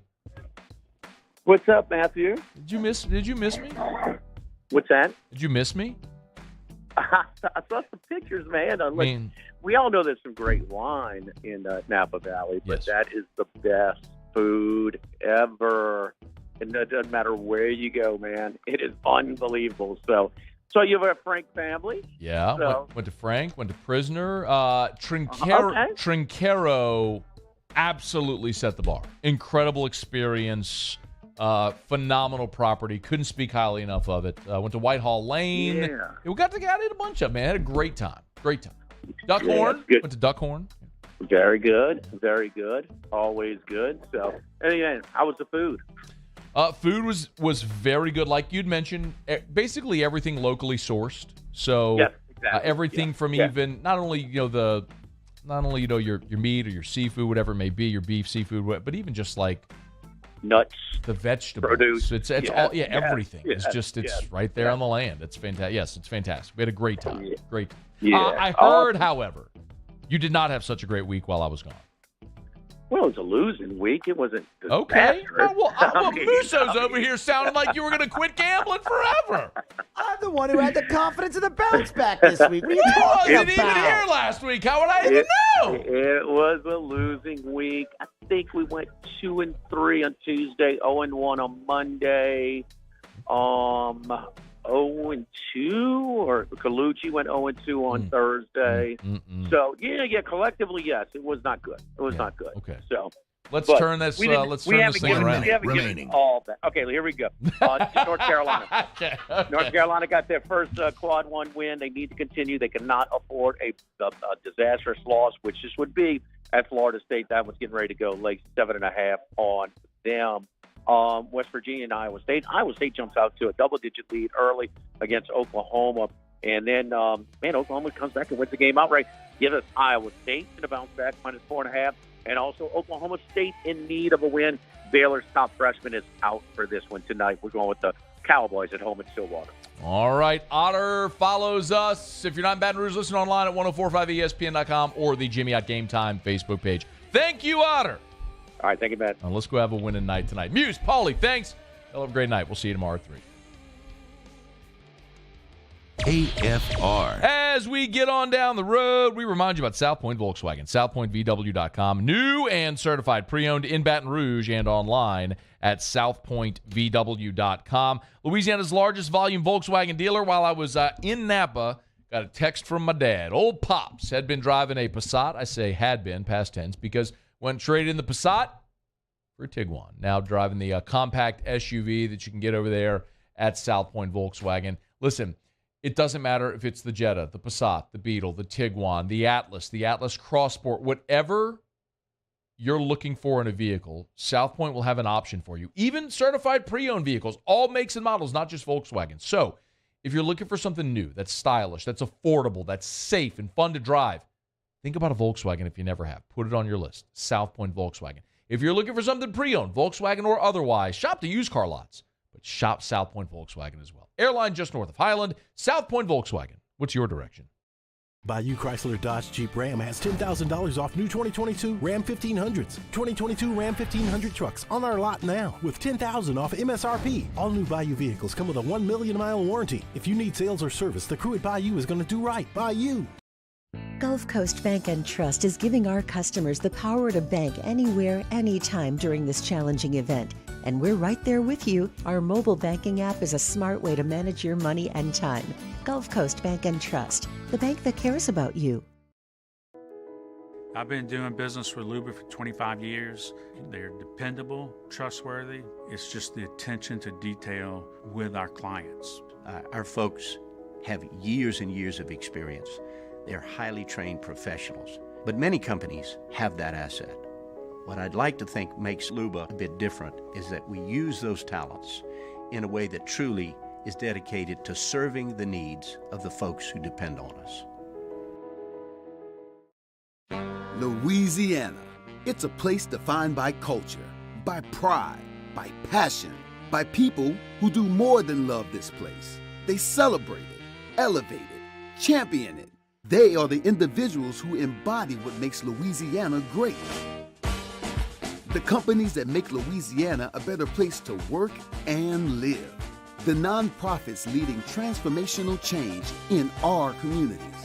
Champions of Louisiana are all around us, and LWCC is proud to celebrate them because we've always been Louisiana loyal, supporting the workers, the innovators, the change agents of this great place we call home.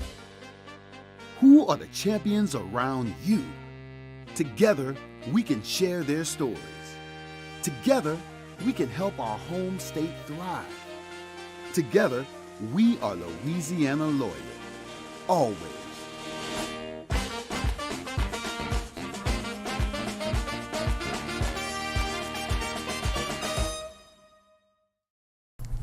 What a good day to finally be out of the office. Is that this? A Skag mower. Okay, living the good life, I see. Not gonna lie, I'm a little jealous. It's just like driving a throne. It's gorgeous. A beautiful piece of machinery right there. The moment you know you want a Skag. Skag. Simply the best.